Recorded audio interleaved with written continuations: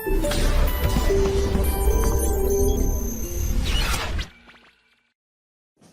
प्यारे बच्चों शुरू करते हैं। न्यूटन्स लॉज ऑफ मोशन बहुत इंपॉर्टेंट और फंडामेंटल चैप्टर है। मैं आपको पहले ही बता दूं, ये क्रैश कोर्स है। अगर आपको अपने कोर्सेज को थोड़ा सा और लॉन्ग ड्यूरेशन वगैरह में या रेगुलर 11-12 क्लासेस के हिसाब से देखना है तो उसके लिए आप मोशन की वेबसाइट पर विजिट करें और वहां पर ईयर लॉन्ग कोर्सेज को देखें। लेकिन चूंकि यहाँ तो समय कम है तो शॉर्ट टर्म में चीजों को रिवाइज भी कराना है और कोई छोटे छोटे से कंसेप्ट हैं उनको अच्छे से देखना है, सारी प्रॉब्लम्स को करना भी है, तो इसलिए समय थोड़ा सा कम है। तो माफी चाहूंगा, लेकिन फिर भी कोशिश करता हूँ कि मैं आपको ज्यादा चीजें कवर करा सकूं। तो ज्यादा समय ना खराब करते प्यारे बच्चों शुरू करते हैं। आज हम लोग शुरू कर रहे हैं न्यूटन्स लॉज ऑफ मोशन, और न्यूटन्स लॉज ऑफ मोशन में चर्चा करेंगे सबसे पहले हम लोग एफबीडी की। एफबीडी मतलब फ्री बॉडी डायग्राम। अगर आपको एफबीडी बनाना आता है तो मुझे नहीं लगता कि किसी भी प्रॉब्लम में आपको न्यूटन्स लॉज में कोई दिक्कत है। न्यूटन्स लॉज के ज्यादा सवाल नहीं पूछे जाते, लेकिन न्यूटन्स लॉज के जो क्वेश्चंस होते हैं वो आगे वाले चैप्टर्स को क्या करते हैं, बहुत बेहतर तरीके से कनेक्ट करते हैं। तो आइए प्यारे बच्चों सबसे पहले चर्चा करें एफबीडी यानी कि free body diagram. Free body diagram में किसी भी बॉडी को किसकी तरह सबसे पहले एक छोटा सा पॉइंट मास बना दीजिए। पॉइंट मास बनाइए और फिर इसके ऊपर ऑल दी फोर्सेस, जितने भी फोर्स क्या कर रहे हैं, एक्ट कर रहे हैं, उन सारे फोर्सेस को क्या कीजिए, उन सारे फोर्सेस को शो कर दीजिए। Okay, and a very important thing that FBD is always made with respect to observer. Okay, अब जब तक ना कहा जाए तो इसका मतलब मान के चलिए कि ऑब्जर्वर कहां पर होता है, ग्राउंड पर होता है, यानी कि हम लोग सारी प्रॉब्लम ग्राउंड फ्रेम में ही सॉल्व करने वाले हैं। तो क्या मुझे एक एग्जांपल आपको दिखाई दे रहा है, एक ब्लॉक रस्सी की हेल्प से क्या कर रहा है, हैंग कर रहा है, इसका एफबीडी बनाने की कोशिश करते हैं। तो प्यारे बच्चों उस पर एमजी क्या लगा होगा, एमजी सभी बच्चे जानते हैं क्या होता है। एमजी एक वेट फोर्स होता है और जो वेट होता है that always acts towards the centre of the earth. Okay, तो इससे मेरे पास एमजी की डायरेक्शन आ जाएगी। फिर जो दूसरा फोर्स उसके ऊपर लग रहा है स्ट्रिंग के कारण, ये स्ट्रिंग ना होती तो नीचे गिर जाता, तो स्ट्रिंग ने इस ब्लॉक को ऊपर तक पुल किया हुआ है। ओके, तो जो पुलिंग फोर्स होता है बेसिकली, इस फोर्स को जो रस्सी के अंदर जनरेट होता है इसको हम लोग क्या कहते हैं प्यारे बच्चों, टेंशन कहते हैं। टेंशन एक तरह का कॉन्टैक्ट फोर्स होता है।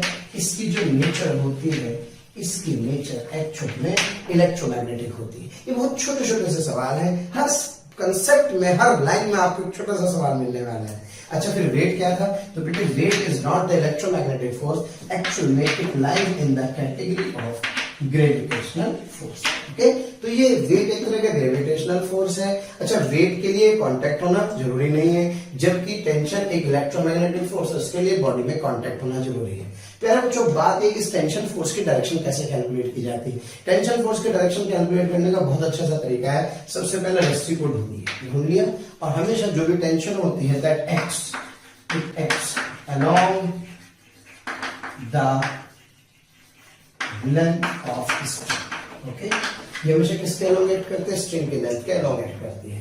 And always tries to slack the string, यानी कि हमेशा रस्सी को क्या करने की कोशिश करते हैं, स्लैक करने की कोशिश करती है। यानी कि आप सोचिए कि अगर ये रस्सी ऐसे तो स्लैक कैसे होगी, जब इधर की तरफ टी इधर लगा होगा, इधर की तरफ टी इधर लगा होगा, तो साथ टी की डायरेक्शन क्या कर सकते हैं, कैलकुलेट कर सकते हैं। और अगर कभी आपको ये समझ में नहीं आ रहा हो तो उसके जुगाड़ भी अपने पास बहुत बढ़िया। क्या जुगाड़ है कि जो टेंशन की डायरेक्शन निकालने का मेरे पास है स्पाइडरमैन मेथड। कौन सा मेथड, स्पाइडरमैन मेथड। स्पाइडरमैन क्या करता है प्यारे बच्चों, जैसे मान लीजिए आपको कहा गया इस ब्लॉक पर इस रस्सी के अंदर क्या निकाले, टेंशन, तो यहाँ बुलाओ स्पाइडरमैन को, मारे स्पाइडरमैन और कहो जाला छोड़े, कैसे जाला, यहाँ छत पे ऐसे करके और क्या जो जाला, तो इस तरह से क्या कर सकते हैं, टेंशन की डायरेक्शन को क्या कर सकते हैं, अपन कैलकुलेट कर सकते हैं। Are you getting my point? तो इस तरह से मेरे पास टेंशन की डायरेक्शन आ जाएगी। अब एक काम करते हैं, अब मैं बनाना चाहता हूँ इस ब्लॉक का एफबीडी क्या है। तो ब्लॉक का एफबीडी बनाने के लिए इसको सिंपल एक छोटे से पॉइंट मास से क्या कीजिए, रिप्लेस कीजिए। एमजी कहाँ लग रहा है, towards the centre of the earth, और इस पर टेंशन कहाँ लग रही है प्यारे बच्चों, ऊपर की तरफ। तो इसका मतलब मैं अब इसका एफबीडी बना पा रहा हूँ। आइए जरा इस वाले दूसरे क्वेश्चन को देखते हैं। इस वाले क्वेश्चन में प्यारे बच्चों एमएनजी कहाँ लगा है, नीचे की तरफ। ऑब्वियसली इसमें टेंशन क्या होगी, रस्सी में T1, दूसरी रस्सी में टेंशन क्या होगी, T2। एक स्ट्रिंग में जो टेंशन है वो क्या रहती है, सेम। अगर कोई मासलेस स्ट्रिंग है तो इस स्ट्रिंग के हर पॉइंट पर टेंशन क्या रहती है, सेम, जबकि इसमें भी टेंशन सेम होगी लेकिन इससे क्या होगी, डिफरेंट होगी। M1G कहाँ लगा है, towards the centre of the. प्यारे बच्चों इस वाले पॉइंट पर टेंशन निकालनी है, क्या करेगा स्पाइडरमैन, ऐसे, यानी कि डायरेक्शन ऐसे आ जाएगी। फिर इस वाले पॉइंट के लिए टेंशन की डायरेक्शन क्या इधर की तरफ आ जाएगी। इस वाले पॉइंट के लिए क्या टेंशन की डायरेक्शन ऊपर की तरफ आ जाएगा, ऊपर वाले पॉइंट पर टेंशन की डायरेक्शन नीचे की तरफ आ जाएगी। मेरी बात क्लियर है। अब मुझे साथ ही साथ एक और फोर्स दिखाई दे रहा है M2। प्यारे बच्चों, एक बच्चा छूटा है ना, तो पोलियो चक्र टूटा। इसी तरह से ध्यान रखें, अगर एक भी फोर्स छूटा तो इसका मतलब एनएलएम टूटा। इस बात का आप ध्यान रखें, है ना। एक बच्चा छूटा, इसका मतलब पोलियो चक्र टूटा। और इस तरह से अगर एक फोर्स छूटा तो एनएलएम रूठा। इसका मतलब आप इस बात का ध्यान दें प्यारे बच्चों कि मैं कोई भी फोर्स नहीं छोड़ूंगा। ओके, चलिए ध्यान देते हैं। अब मैं इस M1 वाली बॉडी का एफबीडी बनाना चाहता हूँ। तो M1 वाली बॉडी को पॉइंट मास से रिप्रेजेंट कीजिए। M1 जी कहाँ लग रहा है, नीचे। इसके ऊपर एक फोर्स क्या लग रहा है प्यारे बच्चों, P1 लग रहा है ऊपर। ऊपर वाली बॉडी का एफबीडी बनाऊंगा तो इस पर M2G कहाँ लग रहा है, नीचे। इस पर टेंशन क्या लग रही है, T2 ऊपर। और क्या साथ ही साथ इस पर एक टेंशन T1 भी आ रही है। तो इस तरह से मैं क्या कर सकता हूँ, इस पर फोर्सेस को रिप्रेजेंट कर सकता हूँ। तो यहां से मैं T1 की वैल्यू निकाल लूंगा और यहां से मैं T2 की वैल्यू क्या कर लूंगा, कैलकुलेट कर सकता हूँ। आइए करते हैं अगला सवाल। ये आपको ब्लॉक दिखाई दे रहा है M मास का। अब ऑब्वियस इसको दो स्ट्रिंग से आप देख रहे हैं कनेक्ट हुआ है, ये T1 और ये क्या है T2। इस स्ट्रिंग में टेंशन कितनी आ जाएगी, T1। इस स्ट्रिंग में टेंशन कितनी आ जाएगी, T2। ये एंगल आपको थीटा गिवन था। आपसे पूछ रहे T1 और T2 की वैल्यू कैलकुलेट कीजिए। तो सबसे पहला काम mg का लग रहा होगा नीचे की तरफ। प्यारे बच्चों, वही वाली बात है, इस रस्सी के अंदर टेंशन की डायरेक्शन देखनी होती है। तो इस ब्लॉक के लिए क्या इधर की तरफ, अगर यहाँ पे खड़ा हो तो इसके लिए इधर की तरफ। प्यारे बच्चों, इस वाले ब्लॉक के लिए टेंशन इधर की तरफ और इस दीवार के लिए टेंशन इधर की तरफ। और वैसे भी आप सोचो तो स्ट्रिंग हमेशा स्लाइड करेगी तो उसके लिए टेंशन ऐसे ही आएगी ना। तो मेरे पास टेंशन की डायरेक्शन है। अब मुझे एफबीडी बनाना है केवल इसका, तो केवल इस पे कंसंट्रेट कीजिए। इस वाले ब्लॉक को मैं ध्यान से देखूं तो इस पर mg कहाँ लग रहा है, नीचे। इस पर T1 लग रहा है बेटे इधर की तरफ और इस पर T2 लग रहा है कुछ इधर की तरफ। यानी कि जब मैंने इसका एफबीडी बनाया तो इसका एफबीडी में मैंने तीन फोर्सेस को शो किया कुछ इस तरह से। मेरी बात क्लियर है। अभी तीन फोर्सेस मुझे दिखाई दे रहे हैं। मुझे पता है बॉडी इक्विलिब्रियम में है। इक्विलिब्रियम में है तो फोर्सेस बैलेंस करने होंगे। यानी कि इसका मतलब ऊपर वाले फोर्स नीचे वालों के और लेफ्ट वाले राइट वालों के बराबर होंगे। तब चूंकि फोर्सेस बैलेंस करने होंगे तो मैंने क्या किया, ज्योमेट्री से ये थीटा था ये थीटा निकाल लिया। ये थीटा मेरे पास आ गया। मैंने T2 के कितने कंपोनेंट कर लिए, दो। थीटा के साथ वाला cos थीटा होता है, दूसरे वाला sin थीटा होता है। अब प्यारे बच्चों बताओ, ये वाला इसके बराबर और ये वाला इसके बराबर, तो मेरे पास T2 sin theta is equal to T1 और T2 cos theta is equal to mg। Okay, दोनों इक्वेशन को डिवाइड कर देंगे। तो दोनों इक्वेशन को डिवाइड कर देंगे तो T2 हो जाएगा छम्मा छम्मा। तो मेरे पास tan थीटा की वैल्यू है, एक sin theta upon cos theta क्या होता है, tan theta is equal to T1 upon mg। तो T1 की वैल्यू आ जाएगी mg tan थीटा। और बेटे इसकी वैल्यू उठा करके किसकी, यहां से इस वाली इक्वेशन को अगर आप देखें तो इस वाली इक्वेशन में T2 की वैल्यू आ गई mg बाई cos थीटा। तो इस तरह से मैं T1 और T2 की वैल्यू कैलकुलेट कर सकता हूँ। आइए करते हैं अगला सवाल। अगला सवाल आप देख रहे हैं, ये ब्लॉक इसके साथ दो स्ट्रिंग कनेक्टेड है। इस स्ट्रिंग में टेंशन वाला T1 और इस स्ट्रिंग में T2। क्या बच्चों mg क्या लग रहा होगा, towards the centre of the earth लग रहा होगा। इस वाले पॉइंट पर टेंशन की डायरेक्शन इस तरह से आएगी, जबकि इस वाले पॉइंट पर टेंशन की डायरेक्शन ऐसे आएगी। इसके लिए टेंशन की डायरेक्शन कुछ इधर होगा, इसके लिए टेंशन की डायरेक्शन कुछ इधर होगी। क्या मेरी बात क्लियर है? अगर मुझे ये एंगल थीटा और ये वाला एंगल क्या दिया हो फाई, तो मैं इसका एफबीडी बनाना चाहता हूँ। तो इसका एफबीडी बनाएंगे मेरे बच्चों के लिए क्या हो, ये एंगल हो, ये वाला T1 हो, ये एंगल हुआ थीटा और इधर की तरफ ये हुआ T2, ये कितना हुआ फाई। ओके, अब मुझे पता है फोर्सेस क्या करने हैं, बैलेंस करने होंगे। अगर फोर्सेस बैलेंस करने होंगे तो क्या T1 cos theta, T1 sin theta इधर की तरफ और इधर की तरफ T1 cos थीटा, इधर की तरफ T2 sin फाई और इधर की तरफ T2 cos फाई। क्या मेरी बात क्लियर है? ये दोनों फोर्सेस बराबर हो गए, यानी कि T2 sin phi is equal to T1 sin theta. और प्यारे बच्चों यहाँ से मैं देख सकता हूँ T2 cos phi plus T1 cos theta is equal to mg। तो इस तरह से आप क्या कर सकते हैं, इक्वेशंस को लिख सकते हैं। अगर कभी दोनों में थीटा सेम हुआ तो यानी कि अगर थीटा इज इक्वल टू क्या हो गया फाइव, तो theta is equal to five की सिचुएशन में क्या है बच्चों, ये कैंसिल हो जाएगा। तो दोनों रस्से में टेंशन क्या मान सकते हैं आप, सेम मान सकते हैं। तो प्यारे बच्चों सारे क्वेश्चन को ध्यान से देखें, चूंकि दोनों के अंदर थीटा सेम है, तो इन दोनों रस्से में टेंशन क्या होगी, सेम होगी। इधर भी टी होगी, इधर भी क्या होगी, टी होगी मान सकता हूँ। mg कहाँ लग रहा है, नीचे की तरफ एक्ट कर रहा होगा। एफबीडी बनाता हूँ, इसका mg नीचे की तरफ, ये टेंशन थी और ये टेंशन इसकी भी टी। अब देखो टी का कंपोनेंट टी cos थीटा, ये वाला कंपोनेंट टी sin थीटा, इधर टी का ये कंपोनेंट टी cos थीटा और ये टी sin थीटा। अब जब आप देखें y और x को देखें तो y वाले फोर्सेस की बात करें तो y वाले फोर्स में mg को कौन बैलेंस कर रहा है 2t cos थीटा, यानी कि 2t cos theta is equal to mg, और चूंकि t sin थीटा आपस में क्या हो गए, कैंसिल हो गए हैं। क्या से टेंशन की जो वैल्यू आ रही होगी, क्या टेंशन की वैल्यू आ रही है प्यारे बच्चों mg/2 cos थीटा, यानी कि जो टेंशन है वो कहीं ना कहीं किस पे डिपेंड करता है, थीटा पे डिपेंड कर रहा है। यानी कि अगर ये एंगल बदलने लगे तो इस सिचुएशन में टेंशन क्या होगी, चेंज होगी। ओके, अभी मैं आपको बहुत बड़े एग्जांपल से समझाने वाला हूँ। अगर प्यारे बच्चों इसके अंदर मैं थीटा को बढ़ा रहा हूँ, थीटा को बढ़ाने पर cos थीटा की वैल्यू क्या हो रही है, कम, और अगर cos थीटा कम हो रहा है तो cos थीटा के कम होने से चूंकि डिनोमिनेटर कम हो रहा है तो टेंशन की वैल्यू इंक्रीज हो रही है। इसका मतलब ये होगा कि जितना थीटा ज्यादा होगा उतनी टेंशन ज्यादा होगी, जितना थीटा कम होगा उतनी टेंशन कम होगी। तो कुछ क्वेश्चन तो आप डायरेक्ट देखते बता देते हैं। अगर मैं इसको इससे कंपेयर करूं तो जरा बताओ, यहाँ थीटा तो बहुत ही कम है, 0 है, और क्या यहाँ थीटा इसके रिलेटिवली ऑब्वियस से ज्यादा है। थीटा वर्टिकल के साथ बनाया गया है, तो जब यहाँ थीटा की वैल्यू ज्यादा है तो ऑब्वियस ये वाली टेंशन इस वाली टेंशन से क्या होगी, बड़ी होगी। और इसमें बहुत प्यारा सा रिजल्ट और छुपा हुआ है, क्या कि अगर इस सिचुएशन में प्यारे बच्चों थीटा की वैल्यू कितने डिग्री रख दूं, 90 डिग्री रख दूं, तो जो टेंशन होगी that tension is equals to mg/2 cos 90, यानी कि इट वुड बी इनफाइनाइट। यानी कि कहने का मतलब ये होगा कि अगर मुझे इस वाले, अब आप ऐसे ऐसे खींचेंगे तो एंगल बढ़ता जाएगा, यस, यानी कि इस सिचुएशन में अगर मैं इस स्ट्रिंग को ऐसे ऐसे खींचता जाऊं, यानी कि कुछ इस तरह से ले जाऊं, ऐसे ऐसे, तो इसके लिए I have to require infinite force which is actually not possible. इसलिए जब भी कोई वजन होता है तो रस्सी चाहे थोड़ा सा भी एंगल झुके, लेकिन झुकती जरूर है। आइए करते हैं कुछ और सवाल। तो प्यारे बच्चों, इस क्वेश्चन के एप्लीकेशन के ऊपर हम लोग हाथ क्या चलते हैं, चर्चा करते हैं। जरा देखिए फटाफट से, आपको 4 डायग्राम दिए हैं, डायग्राम नंबर 1, 2, 3 और 4। ओके, आपसे क्वेश्चन में क्या है, in which case is the string most likely to break. इन चारों केसेस में चूंकि वेट सेम है, लेकिन कह रहा है फिर भी कौन सी स्ट्रिंग इजी जल्दी ब्रेक होगी। तो अभी पता लगा था जिसका थीटा सबसे ज्यादा होगा उसका टेंशन सबसे ज्यादा होगा। तो इसका मतलब मुझे लग रहा है शायद कि सर इस वाले केस में जो थीटा है वो सबसे ज्यादा है। तो हमने रिजल्ट लिखा है T बराबर mg/2 cos थीटा, जिसका थीटा मैक्सिमम, उसके अंदर टेंशन भी मैक्सिमम, और जितने ज्यादा टेंशन उसके टूटने की संभावना उतनी ही ज्यादा। तो मैं कह सकता हूँ कि इसका मतलब इसका आंसर। तो प्यारे बच्चों शुरू करते हैं दूसरा सवाल। दूसरा सवाल में ध्यान दीजिए, ये वाला एंगल 60 डिग्री है, 30 डिग्री, इसमें टेंशन T1, इसमें T2, ये टेंजी, बहुत मजा आने वाला है। और मैं आपको बता दूं कि इसके बाद जो रिस्ट्रेंट फोर्स और स्यूडो फोर्स पढ़ेंगे और जो वेज प्रॉब्लम्स करेंगे तो आपके कंसेप्ट जो है जबरदस्त होने वाले हैं। चलिए समय ना खराब करते हुए, तो मैंने कहा प्यारे बच्चों T1 और लेक्चर को देखिए, आते तक पहले बता दे रहा हूँ, जिम्मेदारी नहीं है मेरी और बीच में छोड़ दिया था। ये T1, ये T2, ये 30, ये 60। तो प्यारे बच्चों मुझसे कह रहा है T2 की वैल्यू क्या कीजिए, कैलकुलेट कीजिए।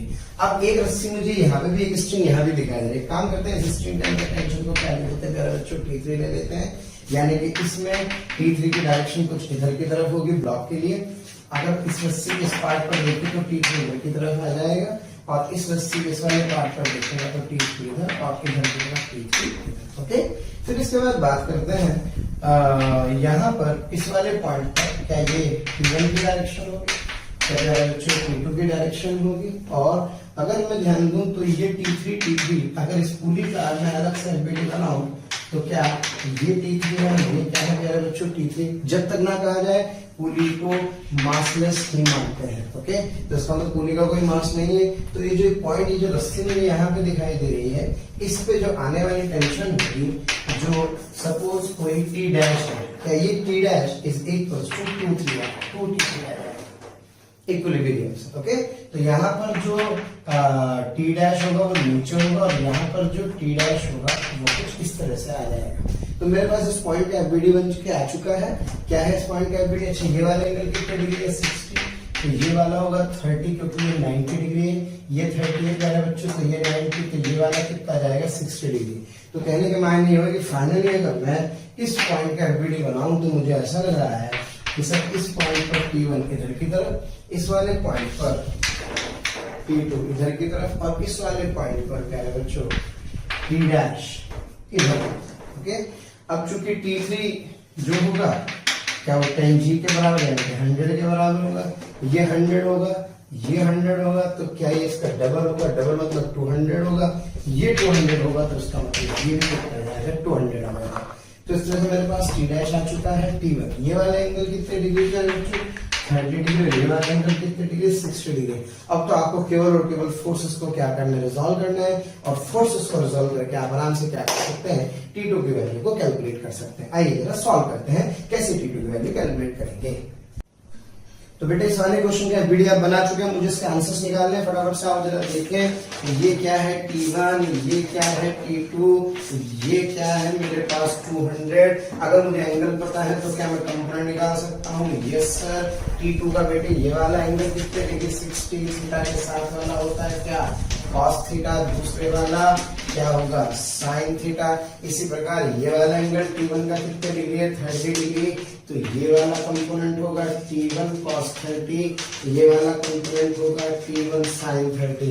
ये इसके बराबर, उन दोनों का सम इसके बराबर, यानी कि T1 sin 30 is equals to T2 sin 60। प्यारे बच्चों, T1 sin 30 की वैल्यू आप सभी जानते हैं, it is 1/2, it is T2 √3/2। तो क्या T1 बराबर कितना आ गया, T2 √3 आ जाएगा। और एक बार एक इक्वेशन यहाँ से जो मैं देख रहा हूँ वह है T1 cos 30 plus T2 cos 60 is equals to 200। Okay, यहाँ से प्यारे बच्चों T1 की वैल्यू उठा के यहाँ रख देंगे, सिंप्लीफाई कर देंगे, तो सॉल्व करके T1 कितना आ जाएगा, 100 न्यूटन आ जाएगा। आइए करते हैं अगला सवाल। तो स्टूडेंट्स अगला क्वेश्चन आपके सामने आने वाला है। यहाँ से हम लोग इस क्वेश्चन से हम लोग समझेंगे नॉर्मल फोर्स के बारे में। इससे पहले क्वेश्चंस में हमने समझा वेट के बारे में और टेंशन के बारे में। अब हम लोग बात करेंगे नॉर्मल रिएक्शन के बारे में। ओके, तो नॉर्मल रिएक्शन क्या होता है, कैसे एक्ट करता है, उसके बारे में चर्चा करते हुए इस क्वेश्चन को समझने की कोशिश करेंगे। तो प्यारे बच्चों, एक स्फीयर आपको दिखाया गया है जिसका वजन 5 kg है, 5 kg वेट है, और इसके ऊपर 20 न्यूटन का फोर्स हो रहा है। कितने न्यूटन का, 20 न्यूटन का। और ये 37 डिग्री के इस तरह के खोपचे में बना है ना। 37 डिग्री सब बच्चे जानते हैं, ये वाला ट्रायंगल होता है, ये 37 जिसका ये 3, ये 4 और ये क्या होता है 5, ताकि कैलकुलेशन आसान हो जाती है। sin 37 इज इक्वल टू प्यारे बच्चों 3/5, cos 37 इज इक्वल टू 4/5 और tan 37 इज इक्वल टू 3/4 हो जाता है। अब बात करें प्यारे बच्चों, मुझसे क्वेश्चन में कह रहे हैं ये पॉइंट है ए और ये पॉइंट है बी। एक्चुअल में यहाँ दोनों ही पॉइंट्स पर लग रहे हैं मुझे नॉर्मल रिएक्शंस। ओके, अब सवाल ये है कि शॉर्ट में कि भाई नॉर्मल रिएक्शन क्या है। पहली बात तो प्यारे बच्चों, नॉर्मल रिएक्शन एक तरह का कॉन्टैक्ट फोर्स है। इसकी जो नेचर होती है, इसकी नेचर भी एक इलेक्ट्रोमैग्नेटिक फोर्स की तरह होती है। ये हमेशा परपेंडिकुलर टू सरफेस एक्ट करता है। ओके, और इसकी डायरेक्शन कुछ इस तरह से होती है कि it always tries to push the body, कि ये हमेशा किसी बॉडी को पुश करने की कोशिश करता है। क्या करता है, पुश। यानी कि इसका जुगाड़ देखना हो तो आप भाले से इसको क्या कर सकते हैं, याद रख सकते हैं। अब आप इस बात को समझने की कोशिश करें कि अगर मैं आपसे कहूं कि भाई ये इन दो सरफेसेस के बीच में प्यारे बच्चों ये एक ब्लॉक ऐसे यहाँ फंस गया, तो इसका मतलब क्या, इसके ये दो कॉन्टेक्ट हैं। Yes sir. अब रस्सी तो है नहीं जो टेंशन होगी, तो जरा सोचो इन दो कॉन्टेक्ट के कारण एक नए तरह का फोर्स अराइज हो रहा होगा, जिस फोर्स को मैं क्या कहता हूँ, इस फोर्स को मैं क्या कहता हूँ प्यारे बच्चों, नॉर्मल रिएक्शन कहता हूँ।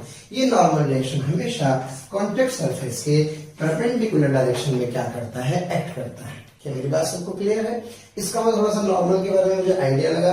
अब मैं फटाफट से क्वेश्चंस करूंगा, क्वेश्चन करते करते मुझे नॉर्मल रिएक्शन दूसरे तीसरे एग्जांपल में परफेक्टली समझ में आएगा। आइए पहले बच्चों सवाल करते हैं। सबसे पहले इसका वीडियो बनाना होगा। जितना यहाँ पे कॉन्टेक्ट है तो एक नॉर्मल यहाँ होगा, यहाँ पे कॉन्टेक्ट है तो एक नॉर्मल यहाँ होगा। Contact is always, normal is always perpendicular to the contact surface and it always tries to compress the body, यानी कि ये नॉर्मल की क्या होगी, डायरेक्शन होगी। और नहीं तो सीधे सीधे शब्दों में बॉडी जिसका आप वीडियो बना रहे हो उस पर ऐसे करके भाला जो होता है, भाला ऐसे करके आप क्या कर सकते हैं, ये जेवलिन इसके ऊपर ऐसे एक्ट कर सकते हैं। तो मेरी बात क्लियर है? अब बेटे इसका एफबीडी बनाना है, तो इसका एफबीडी बनाने के लिए पहले फोर्सेस के एंगल चेक करते हैं। ये 37 डिग्री है। अच्छा, एक इंपॉर्टेंट बात प्यारे बच्चों मैं आपको बता दूं कि जो भी नॉर्मल रिएक्शन होता है किसी स्फीयर के लिए, किसी स्फीयर के लिए normal reaction always pass through the centre, यानी कि जो नॉर्मल रिएक्शन हमेशा कहां से पास करते हैं, सेंटर से। तो अगर ये नॉर्मल आएगा तो हमेशा कहां से पास करेगा, सेंटर से। उसका कारण है भाई radius is always perpendicular to this tangent. Tangent मतलब कॉन्टेक्ट सरफेस, तो ये इसके परपेंडिकुलर डायरेक्शन में होगा। अब मुझे इसका एफबीडी बनाना है। ये एंगल 37 है तो बेटी ये वाला एंगल कितने डिग्री होगा? 37। बहुत सारे सवाल कराऊंगा, चिंता न करें। ये 37 तो ये कितना? 53। तब तक कराऊंगा जब तक डर ना निकल जाए। ये 53, ये नॉर्मल मुझे साथ साथ ऐसे दिखाई दे रहा है। अब मैं इसका एफबीडी बनाना चाहता हूँ। हाँ बेटा, एफबीडी क्या कहता है? इसका एफबीडी कहता है सर एमजी सबसे पहले कहाँ लग रहा होगा? Towards the centre of the downward direction में। एक बच्चों नॉर्मल कहाँ आ रहा होगा? ऊपर की तरफ। एक नॉर्मल जो कि 53 डिग्री है, तो मैं इसको कुछ इस तरह से शो कर सकता हूं, ऐसे। ओके, अब क्या करना है? तो फोर्सेस ब्रेक करने हैं। फोर्सेस कैसे ब्रेक होंगे? फोर्सेस सीधे सीधे ब्रेक होंगे। यहाँ इसकी तो ब्रेक करने की जरूरत नहीं। N2 के जितने टुकड़े कर दीजिए, 2 टुकड़े कर दीजिए। कौन कौन से? एक टुकड़ा ये वाला, एक टुकड़ा ये वाला। ये होगा बेटे N2 cos 53, ये होगा N2 क्या sin 53। फोर्सेस बैलेंस करने हैं और इधर भी फोर्स चूंकि इस तरफ लग रहा है, तो ये डायरेक्शन ये वाले, तो सबको एक पॉइंट पर कुछ इधर की तरफ फोर्स एक्ट करेगा। तो यहाँ से इक्वेशन आएगी N2 cos 53 degree is equals to 20, and the second equation is that N1 is equals to 50 plus N2 sin 53। Okay, तो प्यारे बच्चों यहाँ से मेरे पास cos 53 की वैल्यू मैं जानता हूँ। जैसे ये पाइथागोरस कैलकुलेटर है तो ये वाला एंगल कितना होगा? 53 डिग्री होगा। ये 53 होगा तो जो cos 53 होगा, इस बार जो cos 53 होगा वो 3/5 हो जाएगा।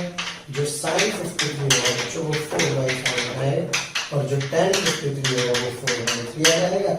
यहाँ पर मैं cos 53 की वैल्यू और sin 53 की वैल्यू रख सकता हूँ, जिससे मेरे पास सॉल्व करके N1 और N2 की वैल्यू आ जाएगी। आइए करते हैं अगला सवाल। प्यारे बच्चों, बहुत बहुत शुक्रिया दिल से आप सभी लोगों का, जो आप लोगों का इतना प्यार मिला, आप लोगों के इतने व्यूज़, इतने सारे लाइक्स, इतने सारे कमेंट्स मिले।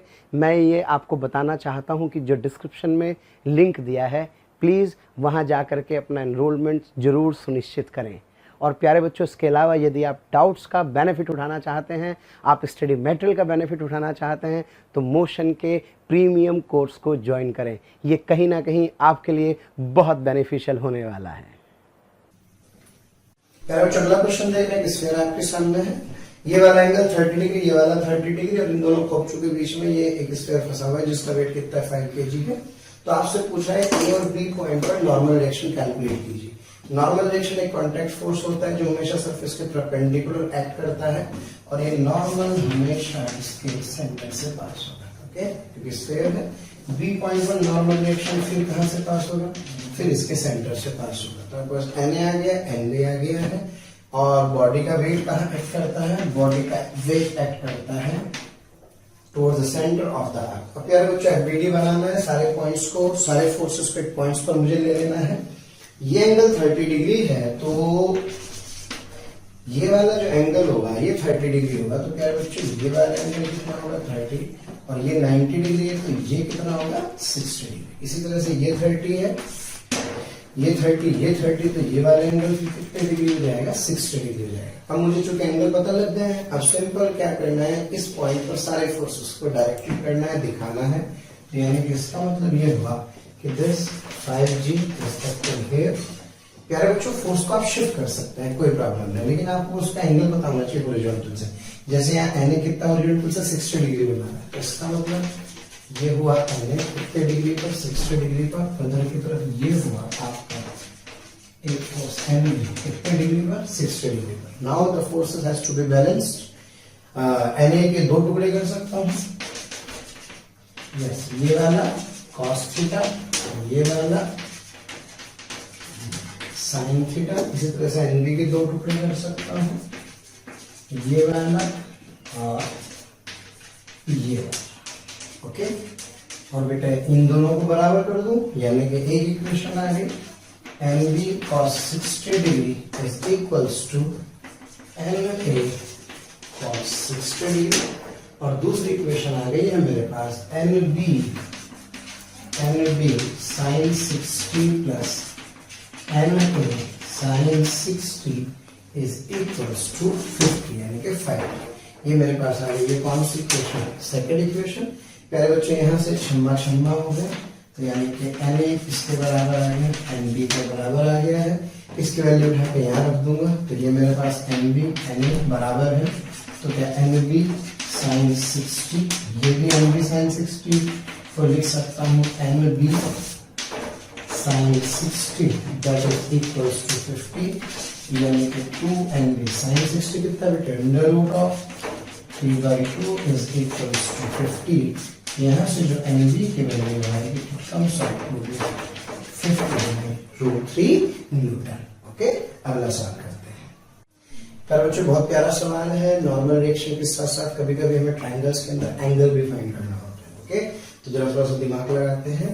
प्यारा बच्चों इसकी रेडियस कितनी है, 5 मीटर, यानी कि इसका मतलब ये होगा 5 metre. According to the question ये 1 मीटर है, तो इसका मतलब ये इसके साथ ये 4 मीटर होगा। क्वेश्चन में आपसे कह रहा है कि ए और बी पॉइंट पर नॉर्मल रिएक्शन कैलकुलेट कीजिए। This is the point A, this is the point B, और पॉइंट ए पर और बी पर नॉर्मल रिएक्शन कैलकुलेट कीजिए। तो ए और बी पर जब नॉर्मल रिएक्शन कैलकुलेट करना होगा, तो प्यारे बच्चों मैं जानता हूं कि normal reaction is always pass through the centre of the sphere. Okay, and the normal reaction from point B again always pass through the center of the sphere। तो मेरे पास फोर्सेस की डायरेक्शन आ गई। अगर तुम मिल जाओ, यानी कि अगर मेरे पास ये वाला एंगल आ जाए तो मेरा काम चल जाए। ओके, तो प्यारे बच्चों इसके लिए आप इस डायग्राम में ध्यान से देखें तो इस वाले डायग्राम में कुछ ट्राइंगल्स दिखाई दे रहे हैं। This is O, this is B। तो ये जो ट्राइंगल है कौन से वाला, ये ट्राइंगल OBA। तो प्यारे बच्चों OBA में ये 1 मीटर है, ये टोटल 5 मीटर है, तो ये 4 मीटर हुआ, यानी कि this is 4 metre. Okay, and this is 5 metre. तो इसका मतलब ये वाला 3 मीटर होगा पाइथागोरस से, और अगर ये 4 है तो 4 के सामने ये आ जाएगा 53 डिग्री। ओके, इसका मतलब मुझे पता लग गया है कि ये वाला जो एंगल है कितने डिग्री है, 53। लो भैया अपना काम हो गया। इसी तरह से प्यारे बच्चों इस वाले ट्राइंगल की अगर मैं बात करूं, यानी कि इस वाले पॉइंट को मैं M कहूं, तो इस ट्राइंगल OBM के अंदर ये 5 मीटर होगा, ये 2 है तो ये कितना होगा, ये 3 हो जाएगा, ये कितना होगा, 4 होगा। तो ये वाला थीटा मुझे निकालना है, तो 3 यानी कि theta is equals to 37 degree. बस ये वाला एंगल आ जाएगा, ये वाला एंगल आ जाएगा, यानी कि this angle is 37 degree. Okay, अब मैं आराम से इसका वीडियो बना सकता हूँ, फोर्सेस को क्या कर सकता हूँ, शिफ्ट कर सकता हूँ, एक पॉइंट पर ले जा सकता हूँ। तो ये एक पॉइंट, इस पॉइंट पर mg यानी कि 5g कहाँ लग रहा है, डाउनवर्ड डायरेक्शन में। ये रहा Na जो कि हॉरिजॉन्टल से 53 डिग्री का एंगल बना रहा है। ओके, और ये मेरे पास है Nb जो कि हॉरिजॉन्टल से 37 डिग्री का एंगल। बस अब तो क्या करना है प्यारे बच्चों, इसके 2 टुकड़े कीजिए, इसके 2 टुकड़े कीजिए, लेफ्ट वाले राइट के और अप वाले डाउन वाले के बराबर कर दीजिए। तो Nb का ये जो टुकड़ा होगा ये वाला ये होगा Nb cos 37, और ये होगा Nb sin 37, और ये जो Na होगा, इस Na का ये वाला जो टुकड़ा होगा, दिस टुकड़ा इज Na cos 53। और प्यारे बच्चों जो Na का ये वाला कंपोनेंट होगा वो Na cos 53 डिग्री होगा, जो इसका ये वाला कंपोनेंट Na sin 53 डिग्री होगा। ओके, अब मुझे फोर्सेस को बैलेंस करना है, ये वाला इसके बराबर और ये वाला इसके बराबर, यानी कि Nb cos 37 is equals to Na cos 53, यानी कि Nb cos 37 4/5। प्रैक्टिस कीजिए, एंगल्स आपके सामने हैं। ओके, Na ये वाला मेरे पास आ जाएगा 4/5, यानी कि 4 times Nb is equals to 3 times Na। और एक इक्वेशन जो y वाली मुझे दिखाई दे रही है वो यहाँ से साफ साफ समझ में आ रही है। Nb sin 37 plus Na sin 53 degree is equals to 50। Okay, तो सॉल्व कर सकता हूँ, यहाँ से Nb की वैल्यू रखूंगा, तो मेरे पास इंडिविजुअली सॉल्व करके Nb और Nb आ जाए। Next question. तो हम लोग ने नॉर्मल रिएक्शन का हम लोगों को थोड़ा सा आइडिया हुआ कि नॉर्मल रिएक्शन कैसे लिखा जाता है। इसमें एक बहुत प्यारा सा एक कंसेप्चुअल क्वेश्चन मुझे हल्का सा याद आ रहा है। अगर ये रॉड प्यारे बच्चों किसी इस तरह से दो साइड्स के बीच में बंद हो जाती है और आपसे पूछा है पॉइंट ए और पॉइंट बी तो नॉर्मल रिएक्शन की डायरेक्शन बताइए। तो यहाँ पे देखिए normal reaction is always perpendicular to the contact surface. तो perpendicular to the contact surface ये वाली अगर सरफेस है और एक ये वाली सरफेस है तो मुझे कैसे पता लगेगा कि इसके परपेंडिकुलर है या इसके परपेंडिकुलर है। तो इसका सबसे अच्छा तरीका होता है दोनों सरफेसेस में जो एक्सटेंडेड सरफेस होती है उसके परपेंडिकुलर होता है। तो जैसे इसमें ये एक्सटेंडेड सरफेस है तो जो नॉर्मल रिएक्शन होगा वो ये होगा। जैसे इस सरफेस और इस सरफेस में ये वाली एक्सटेंडेड सरफेस है, जैसे एक्सटेंडेड सरफेस का जो नॉर्मल रिएक्शन ये होगा। अगर मान लीजिए मैं आपसे कहूँ कि रॉड कुछ इस तरह से रखी हुई है, तो प्यारे बच्चों इधर एक्सटेंडेड सरफेस ये वाली होगी तो इसके लिए नॉर्मल रिएक्शन ये होगा, जबकि इस वाले केस में एक्सटेंडेड सरफेस ये वाली होगी तो नॉर्मल रिएक्शन की डायरेक्शन इस बार कुछ इस तरह से होगी। तो मैं ऐसे क्या कर सकता हूँ, नॉर्मल रिएक्शन की डायरेक्शंस को देख सकता हूँ। It is always perpendicular to the extended surface. Okay, next. So the value of x is 80. Okay, अब प्यारे बच्चों इस ट्रायंगल को यूज करते हैं, एफबीडी बनाते हैं। सबसे पहले एफबीडी बनाएंगे एक। ओके, एक एफबीडी में 15G डाउनवर्ड लग रहा है, इस तरफ लग रहा होगा आपका ये एमपी आ जाएगा। नॉर्मल हमेशा सेंटर से पास होगा। प्यारे बच्चों ये वाला एंगल जो मेरे पास थीटा आ रहा है, अगर मैं इसका कॉस थीटा लिख दूं तो इसका जो कॉस थीटा होगा वो होगा मेरे पास 24/30। This will be oh wow, यानी कि this theta is equals to 53 degree. ये तो और आसान हो गया है मेरे लिए। ओके, ये 53 डिग्री आ जाएगा, सॉरी 37 डिग्री। ओके, इस comes out to be 37 degree. तो ये वाला एंगल कितना आ जाएगा 37 डिग्री, तो ये वाला एंगल भी कितना आ जाएगा 37 डिग्री आ जाएगा। तो यानी कि जो नॉर्मल रिएक्शन इस स्केल पर किधर की तरफ लगेगी होगी उसका ये वाला एंगल कितना होगा 37 डिग्री होगा। ओके, अब प्यारे बच्चों जब ये 37 डिग्री है तो फिर ये वाला एंगल भी कितना होगा 37 डिग्री होगा। ओके, तो यानी कि इसका मतलब इधर भी नॉर्मल इधर भी नॉर्मल। तो यानी कि जो मेरे पास ये था एफबीडी किसका, ए का, अगर मैं बी का एफबीडी बना रहा हूं तो बी का एफबीडी में 60G लग रहा होगा डाउनवर्ड्स, इधर की तरफ लग रहा होगा NR। ओके, इधर की तरफ लग रहा है N which is at an angle of 37 degree. Okay, और यहां से लग रहा होगा NQ इज अब प्यारे बच्चों फोर्सेस बैलेंस ही करने हैं। मुझे लगता है शायद आप सॉल्व करके आंसर निकालने नहीं से पूरा सॉल्व कीजिए, कोई प्रॉब्लम नहीं।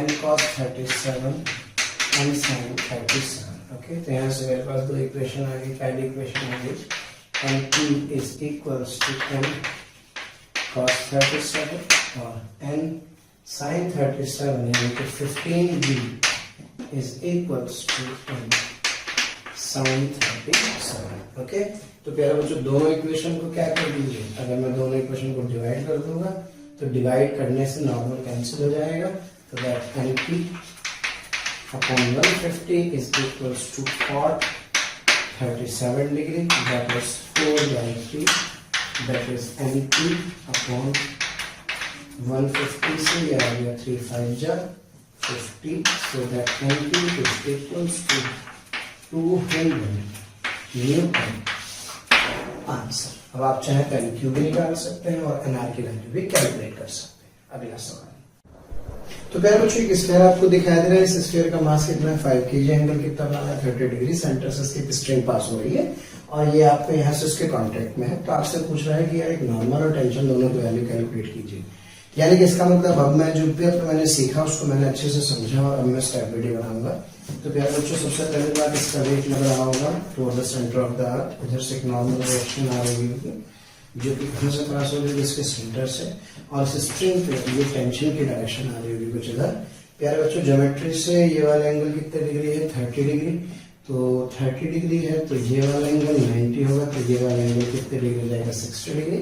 अब मैं इसका अगर एफबीडी बनाऊं तो इसका एफबीडी कहता है कि 5G लग रहा होगा इधर की तरफ और प्यारे बच्चे टेंशन लगी होगी इधर की तरफ और इस डायरेक्शन में एक नॉर्मल आ रहा होगा। ओके, और ये वाला जो एंगल है ये एंगल कितने डिग्री है 60 डिग्री। तो अब मैं क्या करूँ यहाँ पे टेंशन के दो कंपोनेंट कर सकता हूँ, T sin 60, this is T cos 60, this T sin 60 is equals to 5G and this cos 60 is equals to normal।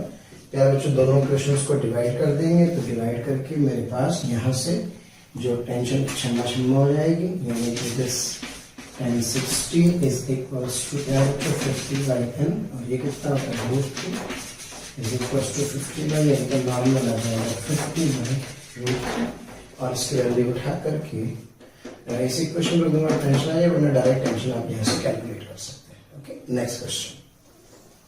तो स्टूडेंट्स अब तक हमने जितने क्वेश्चंस के सारे हम लोगों ने इक्विलिब्रियम के ऊपर क्वेश्चंस किए हैं। अब हम लोग चल रहे हैं net force is equals to ma के ऊपर कुछ क्वेश्चंस करेंगे, यानी कि न्यूटन सेकंड लॉ के ऊपर कुछ क्वेश्चंस अटेंड करता है।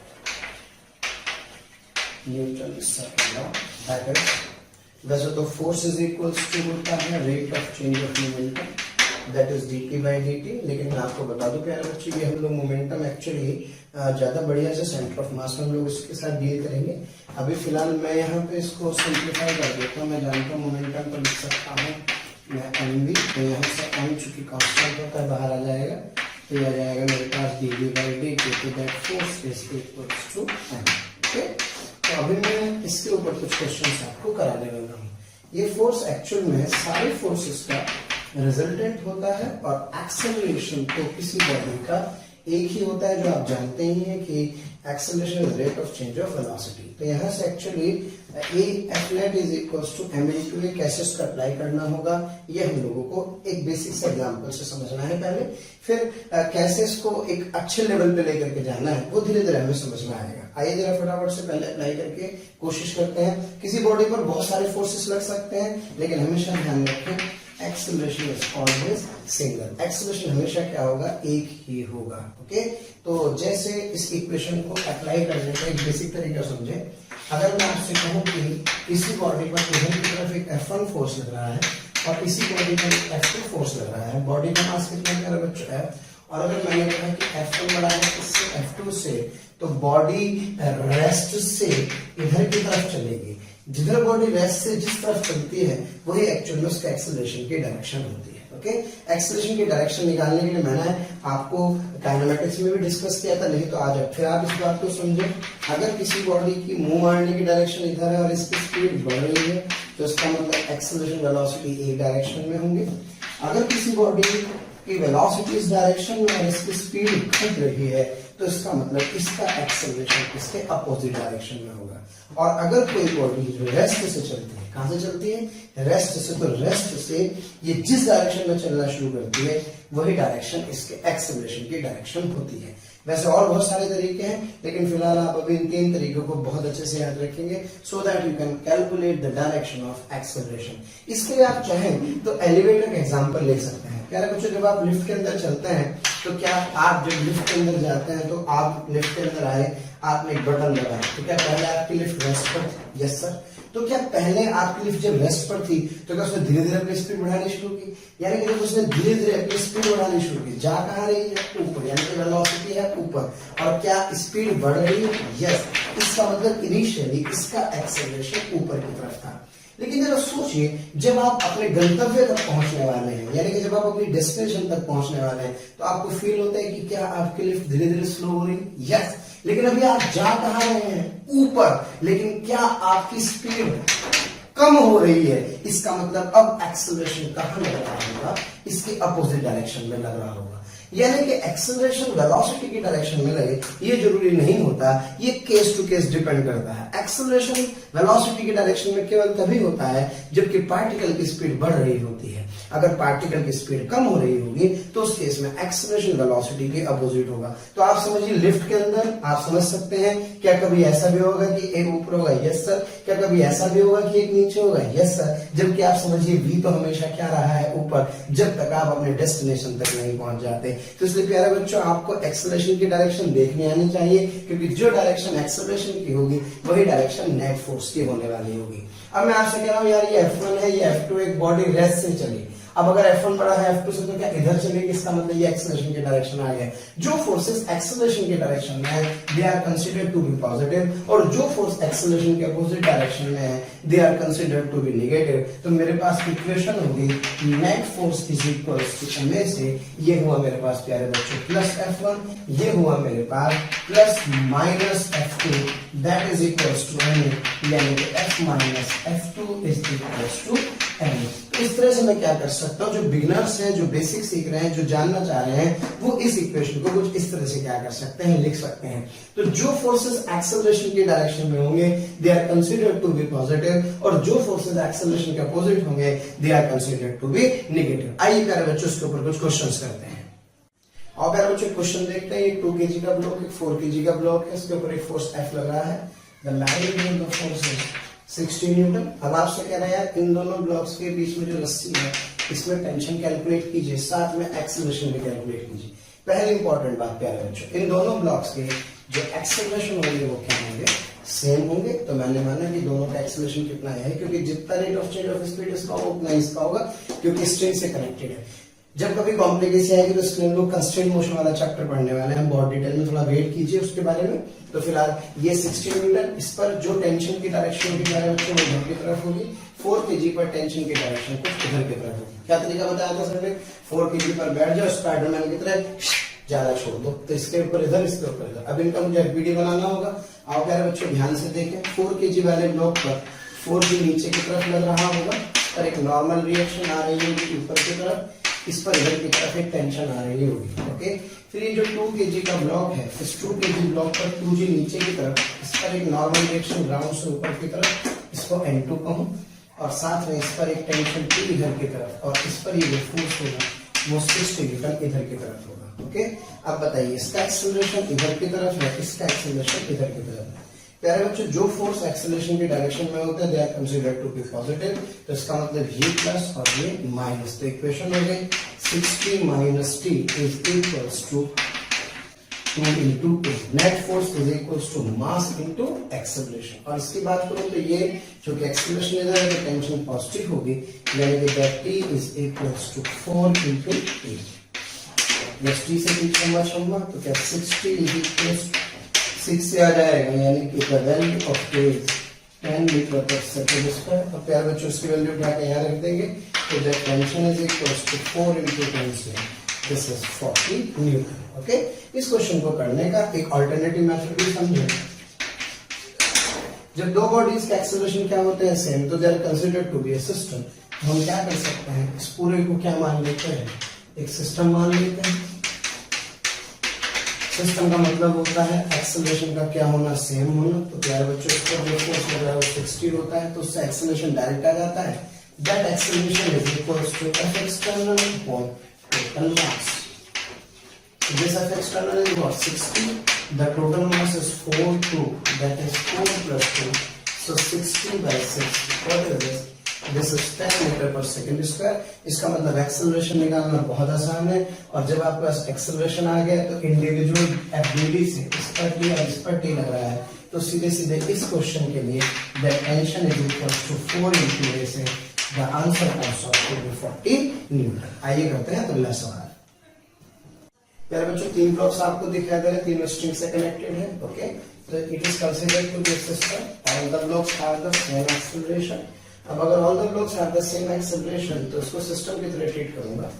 ओके, और तो इसका जो एक्सेलरेशन होगा that is external force is what 100, तो that 100 of external upon m total, this is 100 by 4 plus 4 plus 2, यानी कि 100 by 10 से comes out to be 10 metre पर सेकंड स्क्वायर। यहाँ से मेरे पास क्या आ गया है एक्सेलरेशन।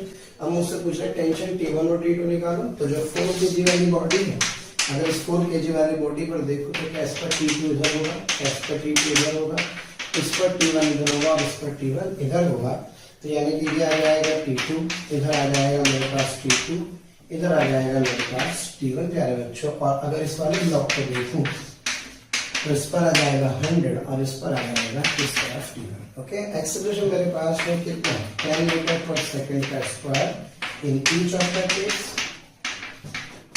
जो मैं ऑलरेडी कैलकुलेट कर चुका हूँ। तो मेरे पास इस इक्वेशन से ये 4 है, so that T2 is equals to 4 into AC, that is 4 into 10 से it is 40 न्यूटन।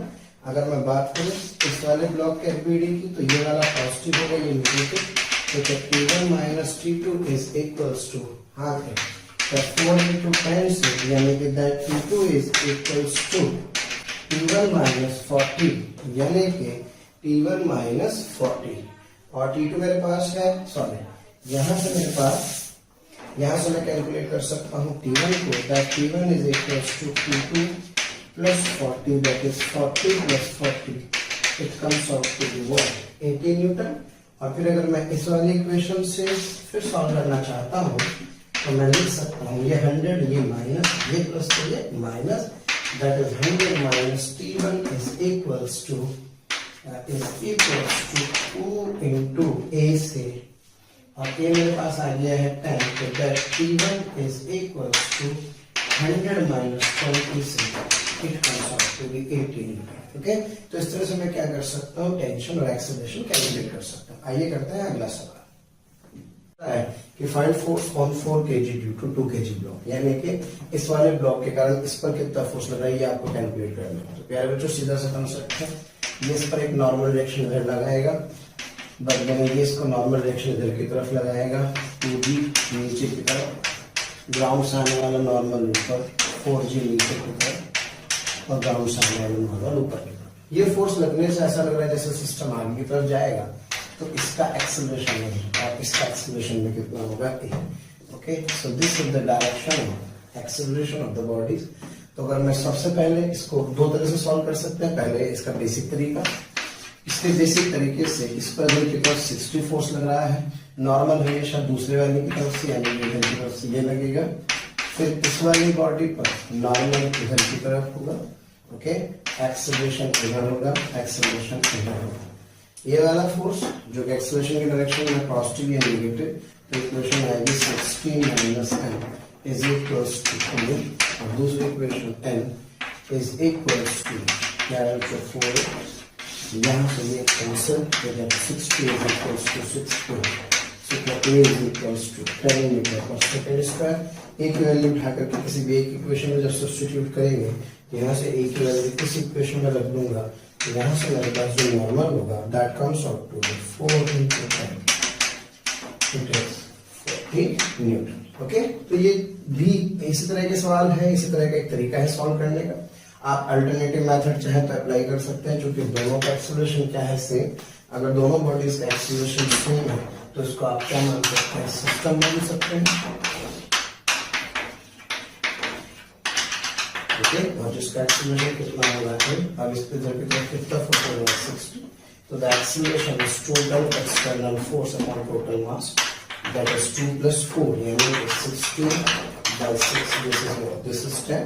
और फिर इसके बाद जब एक बार एक्सेलरेशन आ जाएगा तो मैं किसी भी बॉडी पर एक सिंगल बॉडी का FBD बना करके उस पर फोर्स कैलकुलेट कर सकता हूँ, चाहे आप इससे या इससे किसी से भी सॉल्व करें, आंसर सेम ही आएगा। तो अगर आप 4 kg पर देखेंगे तो केवल और केवल नॉर्मल लगा होगा, एक्सेलरेशन की तरफ 10 होगा, तो that 4 into 10, this comes out to be 40। आइए करते हैं अगला सवाल। हसरत दिल में दबाने से क्या होगा, सिर्फ एक बार होठ हिलाकर तो देखो, और सिमट आएगा आसमां आगोश में तुम्हारे, चाहत की बाहें फैलाकर तो देखो, और निगाहों से निगाहें मिलाकर तो देखो, नए लोगों से रिश्ता बनाकर तो देखो। हालांकि प्यारे बच्चों, अब हम आप नए नहीं हैं, बहुत दिनों से आपका हमारा कांटेक्ट हो चुका है। मेरा आपसे यही कहना है कि प्लीज़ सब्सक्राइब करें, और जो हमारा बेल आइकन है प्यारे बच्चों उसको हिट करें, क्योंकि कहीं ना कहीं जो रिक्वेस्ट आप लोगों के हमें मिलती हैं कमेंट्स के माध्यम से, उसमें हम ये चाहते हैं कि जो भी भी आपकी रिक्वेस्ट आ रही है उनको अपडेट करें, जो टॉपिक आपके छूट गए हैं वो टॉपिक आपको कहीं ना कहीं जरूर दें। तो वो टॉपिक आपको प्रोवाइड करने के लिए आपको इन्फॉर्मेशन कैसे कहीं ना कहीं मिले, तो आपको किसी से पूछने की जरूरत नहीं है, just to subscribe the channel. Okay, subscribe करें और बेल आइकन को हिट करें। Thank you. यार बच्चों, नेक्स्ट क्वेश्चन आपको दिखाया जा रहा है, ऑल सरफेसेस आर स्मूथ, जब तक लगाया स्मूथ ही होता है। 120 न्यूटन का फोर्स 120 न्यूटन इसके ऊपर लग रहा है। सबसे पहला काम, yes, let's assume that all are moving with the acceleration A, सबके एक्सेलरेशन क्या है, सेम। तो इसका सिस्टम का जो टोटल एक्सेलरेशन होगा that 120 upon total mass, that is 2 + 4 + 6, प्यारे बच्चों 120 अपॉन ये मेरे पास आ जाएगा total 10 metre per second square. एक बार एक्सेलरेशन आ गया है, फोर्सेस लिखते हैं। 4 kg वाला इस पर फोर्स इधर की तरफ लगाएगा, जबकि 2 kg वाला इस पर फोर्स इधर की तरफ लगाएगा। ओके, वाई की तरफ फोर्सेस लिखने की आवश्यकता नहीं, क्योंकि कोई मोमेंट ही नहीं है। फिर ये वाला इस पर इधर की तरफ फोर्स लगाएगा और ये वाला इस पर इधर की तरफ फोर्स लगाएगा। ओके, चलो प्यारे बच्चों, अलग अलग इंडिविजुअल एफबीडी बनाते हैं। 2 kg वाले ब्लॉक के लिए 2g नीचे की तरफ लग रहा होगा, ऊपर की तरफ एक नॉर्मल रिएक्शन आ रही होगी, और ये जो N1 है ये वाला होगा या ये वाला, ऑब्वियसली ये वाला, भाला, क्या बताया था, भाला, यानी कि ये वाला। तो ये वाला नॉर्मल रिएक्शन इस पर इधर की तरफ, जबकि ये वाला फोर्स 120 इधर की तरफ। ओके, एक्सेलरेशन पता लग चुका है कितना है, 10। तो इसकी इक्वेशन क्या लिख सकता हूँ, ये वाला प्लस ये वाला माइनस, यानी कि 120 minus N1 is equal to, प्यारे बच्चों, 2 × 10 यानी कि 20, यानी कि 120 minus N1 is equals to 20. So this N1 comes out to be, yes, ये N1 उधर आ गया, यानी कि 120 minus 20, that is 100 force. Okay? अब सपोज मुझे N2 कैलकुलेट करना है, तो आप N2 यहाँ इस वाले ब्लॉक से इससे किसी भी कैलकुलेट कर सकते हैं। सपोज हम क्या करते हैं, 6 kg वाले ब्लॉक से देखते हैं। तो 6 kg वाले ब्लॉक पर प्यारे बच्चों ये नॉर्मल लग रहा होगा, जब ये नॉर्मल इधर की तरफ N2 आ रहा होगा तो केवल यही फोर्स है। एक्सेलरेशन तो अभी भी कितना होगा, 10 ही होगा। तो दिस इक्वेशन से N2 इज इक्वल्स टू 6 × 10, यानी कि 60 Newton. Okay, and the answer can be verified by using these 4 kg block. अगर आप 4 kg वाले ब्लॉक को ध्यान से देखें तो 4 kg वाले ब्लॉक पर प्यारे बच्चों N2 कहाँ लग रहा होगा, इधर, जबकि इस पर N1 क्या लग रहा होगा, इधर। एक्सेलरेशन कितना होगा, 10। तो ये वाला प्लस और ये वाला माइनस, तो N1 minus N2 is equals to 4 × 10। N1 की वैल्यू रखूंगा यहाँ से, N1 is 100, N2 is 60, so this is 40 and this is 40, and 40 is equals to 40। इसका मतलब हमारा क्वेश्चन सही है। आइए करते हैं अगला सवाल। प्यारे बच्चों, क्वेश्चन आपको दिखाया जा रहा है जिसके अंदर 3 ब्लॉक है, ABC, all surfaces are smooth. Okay, इस पर एक फोर्स F लग रहा है। इस वाले ब्लॉक का जो मास है वो है MA, इस वाले ब्लॉक का मास है MB, इस वाले ब्लॉक का मास कितना है MC। ओके, आपसे कह रहा है AB और AC के एक्सेलरेशंस क्या कीजिए, कैलकुलेट कीजिए। इसमें आप गलती ना करें, सीधे सीधे पता लगा, दिमाग लगाया नहीं, F एक्सटर्नल फोर्स देखा upon total mass MA + MB + MC कर दिया, जो कि गलत होगा। प्यारे बच्चों, तभी होता है जबकि all the blocks have same acceleration.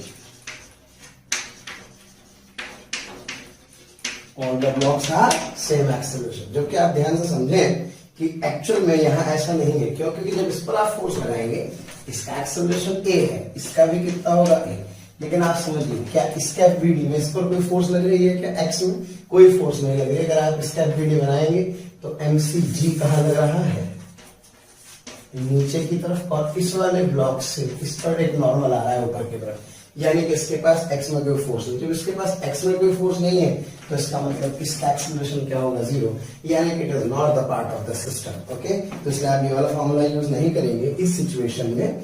Okay, तो कैसे सॉल्व करेंगे इस क्वेश्चन को? इस क्वेश्चन को सॉल्व करेंगे, सिस्टम केवल उन्हीं बॉडीज को लेकर के लिया जाता है जिनके एक्सेलरेशंस क्या होते हैं, सेम।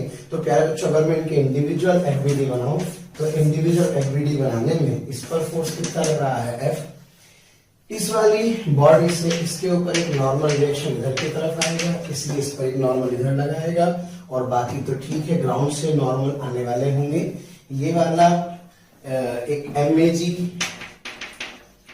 नीचे की तरफ, इस पर एक नॉर्मल ऊपर की तरफ, यहां से MBG इस पर ये नॉर्मल ऊपर की तरफ, और यहाँ पर ये mcg, और इस पर ये नॉर्मल ऊपर की तरफ। ओके, तो चूंकि मूवमेंट हो रहा है x में, तो अगर एक्सिस के फोर्सेस की बात करूं तो इस पर F इधर, तो क्या इस पर n इधर, और बड़े वाली बॉडी की बात करूं तो बड़े वाली बॉडी पर n इधर, और कोई x में तो फोर्स नहीं है। ओके, तो इसका एक्सेलरेशन भी a और a इधर। Okay, so now the equation is mass is ma, its mass भी mv। तो इक्वेशन हो गया प्यारे बच्चों, F minus n is equals to ma into a, and the second equation is that n is equals to mv into a। यहां से छमछम that F is equals to ma plus mv into a से what I get, that acceleration is equals to force upon ma plus mv। okay, and this is the acceleration of a as well as b, यानी कि this is acceleration of a, this is acceleration of b, and acceleration of c is actually 0। तो इसका मतलब ये हुआ कि a आ गया है, ab आ गया है, ac आ गया है। और अब बात करते हैं प्यारे बच्चों, फोर्स निकालना है किसका, इसका इसकी वजह से, यानी कि नॉर्मल पूछ रहा है। तो आप इसी ऐसे से कोई सी भी एक इक्वेशन यूज कर सकते हैं। ये वाली इक्वेशन यूज करें, यानी कि n is equals to mv, a की वैल्यू यहाँ से उठा करके इसमें पुट कर दें, that is f upon ma plus mv। So it comes out to be mvf upon ma plus mv। This is the answer, that the force exerted by a on b। Next question.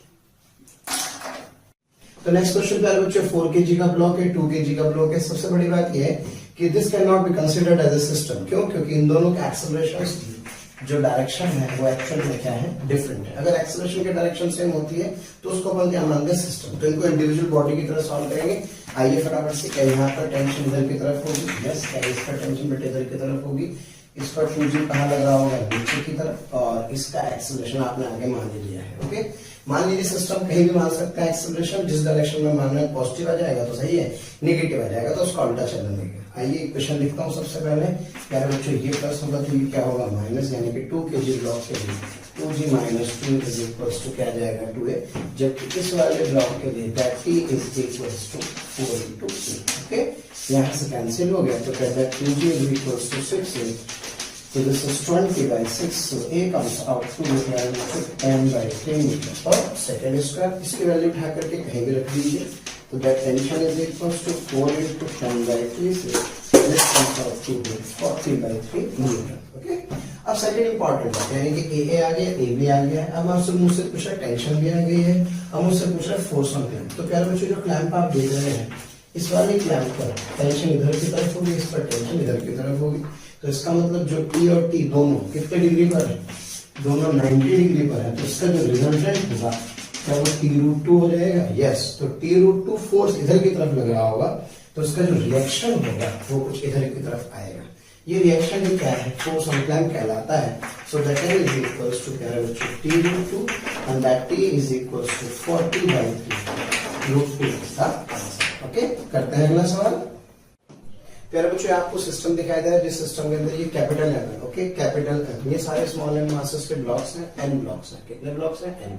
तो आपसे पूछ रहा है ये वाला जो block है ना, ये वाला, इसके अंदर टेंशन क्या करनी है, कैलकुलेट करनी है। तो सबसे पहले एक काम करते हैं, इसका एक्सेलरेशन अगर ए नीचे की तरफ होगा तो this all blocks have the same acceleration.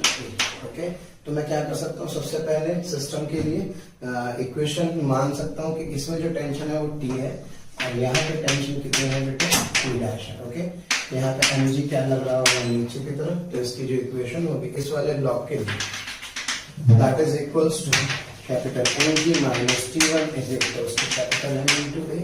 Okay, और ये पूरा का पूरा एक सिस्टम ट्रीट कर सकता हूँ, तो यहाँ से that t dash is equals to total कितने ब्लॉक्स हैं, n, m मास के, यानी कि n टाइम्स n, तो स्मॉल n into यहाँ से मेरे पास ये इक्वेशन। So that will help us to calculate the acceleration, so that capital mg is equals to capital M plus a small m into a से मेरे पास acceleration आ जाएगा mg upon n plus n into n। Okay, once I get the acceleration, can I calculate the tension in just yes, क्योंकि इस वाले block का जो FBD होगा उस पर केवल और केवल क्या कर रहा है, टी, मास कितना है, m। तो प्यारे बच्चों that T is equals to m into a, so that tension is equals to m into a। a की वैल्यू पुट कर देता हूं, that is capital Mg upon m plus small nm, यानी कि that tension is equals to m mg upon m plus m times of, okay. So this is the answer. Next question, बहुत important concept है newton's law में, जिसे आप क्या बोलते हैं, एटवुड मशीन बोलते हैं। उस एटवुड मशीन के अंदर दो ब्लॉक्स एक पुली के साथ कनेक्टेड है, ओके। ये मासलेस पुली में कई बार कह चुका, जब तक ना कहा जाए इसका मतलब इसका मास कितना होता है, 0। आपसे कह रहे हैं स्ट्रिंग के अंदर क्या कैलकुलेट कीजिए, टेंशन, और साथ में कैलकुलेट कीजिए accelerations of the blocks, okay. And साथ ही साथ कैलकुलेट करना होगा क्लैंप पर फोर्स। क्लैंप मतलब इस जगह पर ये भी फोर्स आपको कैलकुलेट करना होगा। तो सबसे पहले क्या करते हैं, बीडी बनाते हैं। इस वाली बॉडी का बीडी प्यारा बच्चा M2G कहाँ लग रहा होगा, नीचे की तरफ। इस पर M1G कहाँ लग रहा होगा, नीचे की तरफ। इस पर टेंशन क्या होगा, चूंकि एक स्ट्रिंग है, एक स्ट्रिंग में टेंशन हमेशा क्या रहती है, सेम। चूंकि M1 बड़ा है कि M2 से, तो मैंने मान लिया कि let's say it's acceleration is downward and its acceleration is upwards, okay। so now I can write these two equations। सबसे पहले इसके लिए जो फोर्स एक्सेलरेशन की डायरेक्शन में होता है, अगर कंसीडर टू बी पॉजिटिव, तो पहले m1 के लिए जो इक्वेशन होगी, that m1g minus t is equals to m1 into a, और जो इसके लिए इक्वेशन होगी that is basically t minus m2g is equals to m2a। यहाँ से t छम्मा हो गए, तो क्या m1 minus m2g is equals to m1 plus m2 into a, so that acceleration is m1 minus m2 g upon m1 plus m2, okay। और प्यारे बच्चों यहाँ से एक्सेलरेशन आएगा, इसकी वैल्यू उठा करके किसी भी इक्वेशन में रख दूंगा, so that tension comes out to be 2m1 m2 g upon m1 plus m2। आप पुली का वीडियो बनाइए, तो जो पुली है, इस पुली पर क्या ये टेंशन टी इधर, यस टी टेंशन इधर, तो जो ऊपर टी डैश का वो नई रस्सी होगी, तो ये जो टी डैश होगा, और क्या ये टी और ये भी क्या होगा, टी होगा। तो चूंकि मासलेस है, तो क्या दोनों मिल करके that 2t is equals to T dash, तो this T dash is equals to 2t, इसकी value 2m1 m2 g upon m1 plus m2 यहाँ रख देंगे, तो it comes out to be 4m1 m2 g upon m1 plus, okay. प्यारे बच्चों please इन results को आप याद रखें। The result for acceleration, the result for acceleration, the result for tension and the result for force on the clamp, okay. आगे बढ़ते हैं बच्चों, ये क्वेश्चन आपके सामने है, इसमें एक्सेलरेशन ऑफ ब्लॉक, टेंशन पूछ रहा है, velocity of the 4 kg after 2 second पूछ रहा है। अगर आपको रिजल्ट याद है तो आप डायरेक्ट एक्सेलरेशन लिख सकते हैं, वैसे तो आप जानते ही हैं that acceleration is equal to 4 minus 2 into g upon 4 plus 2 से, ओके। यहाँ से मेरे पास हो जाएगा 20 divided by 6, that is 10 by 3 meter per second square। The expression for the tension is 2m1 m2 g upon m1 plus m2, so this is 2 to 4 times upon 2 plus 4 से यहाँ से मेरे पास टेंशन आ जाएगी। अब बात आ रही है प्यारे बच्चों वेलोसिटी की, तो ये वाला ब्लॉक नीचे जा रहा होगा, ये वाला ब्लॉक ऊपर जा रहा होगा। अब इसमें आप acceleration due to gravity G को कहीं इन्वॉल्व नहीं करेंगे, ध्यान रहे, क्योंकि ये कनेक्टेड सिस्टम्स होते हैं, इनके अपने खुद के एक्सेलरेशन होते हैं, और अब जो भी एक्सेलरेशन आपको मिल रहे हैं उसमें ऑलरेडी जी इंक्लूडेड है। Are you getting my point? इसलिए जो भी इसका एक्सेलरेशन ए होगा वो मेरे पास आ चुका है, कितना 10/3 मीटर पर सेकंड स्क्वायर, जो कि कांस्टेंट है। तो क्या मैं इक्वेशन ऑफ मोशन लगा सकता हूँ, v is equal to u plus at। Obvious है, इस सिस्टम को छोड़ा गया, कुछ नहीं कहा, तो रेस्ट से ही होगा, तो यानी कि u कितना हो गया 0, एक्सेलरेशन कितना हो गया 10/3, और टाइम कितने सेकंड बाद पूछ रहा है, 2 सेकंड बाद, तो यहाँ से वैल्यू 2 रख देंगे, तो दिस इज 20/3 मीटर पर सेकंड। ओके, नेक्स्ट प्यारा बच्चों, बहुत प्यारा सवाल है, कोई कंफ्यूजन क्रिएट करने के लिए ध्यान से देखें। ये एम मास का ब्लॉक है ए, कमाल की बात है, ये भी एम मास का ब्लॉक है, ये भी एम मास का ब्लॉक है, लेकिन जो इसकी दूसरी साइड अगर आप देखें तो इधर डायरेक्ट रस्सी पर 2mg फोर्स लगा है। ओके, यहाँ रस्सी पर 2mg फोर्स लगा करके 2m का एक ब्लॉक हैंग किया गया है, और यहाँ पर स्ट्रिंग पर एक mg फोर्स लगा है। ओके, और आपसे पूछ रहे हैं कि एक्सेलरेशन कैलकुलेट कीजिए। तो प्यारे बच्चों, जब स्ट्रिंग पर सीधे सीधे फोर्स लग रहा है, और स्ट्रिंग कैसी स्ट्रिंग है, मासलेस, तो सर ने बताया था मासलेस स्ट्रिंग में फोर्स क्या रहता है, सेम। तो यानी कि पूरी की पूरी स्ट्रिंग में जो टेंशन होगी वो 2mg ट्रांसफर हो जाएगी। ओके, तो इस पूरे पे 2mg होगा, इधर क्या लग रहा होगा mg, तो इसका मतलब इस वाले ब्लॉक का एक्सेलरेशन ऊपर होगा क्योंकि ये वाला फोर्स बड़ा है, ये प्लस और ये माइनस। तो ए ब्लॉक की इक्वेशन लिख सकता हूँ 2mg minus mg is equals to m into a, that mg is equals to ma, so acceleration is g upwards। ये कहानी ए की। अगर मैं बात करूं बी की, तो बी में तो सिंपल एटवुड मशीन है, एटवुड मशीन है तो सब बच्चे जानते हैं 2mg नीचे टेंशन ऊपर, ये टेंशन है ये mg। अब मैं चाहता हूं कि आप डायरेक्ट इसमें फॉर्मूला यूज कर सकते हैं m2 minus m1 g upon m1 minus m2, यानी कि 2m minus m g upon क्या देते 2m प्लस m, यानी कि आ जाएगा mg बाई 3m, यानी कि comes out to be g by 3। Okay, और इधर की तरफ इसकी डायरेक्शन होगी। तो यहां से मैं कह सकता हूं that AB is equal to g by 3। अब बात करते हैं इस वाले एक्सप्रेशन की। तो इस वाले एक्सप्रेशन में फिर डायरेक्ट स्ट्रिंग पर फोर्स लग रहा है mg, तो पूरी रस्सी में फोर्स क्या रहेगी, सेम। यहाँ पे क्या होगा, mg ही होगा। ओके, यानी जो टेंशन होगी वो mg के ही बराबर होगी, और यहाँ mg लग रहा होगा। तो क्योंकि दोनों फोर्स क्या हो रहे हैं, बैलेंस, तो इसका मतलब जो एक्सीलरेशन ऑफ c होगा वो कितना हो जाएगा, 0।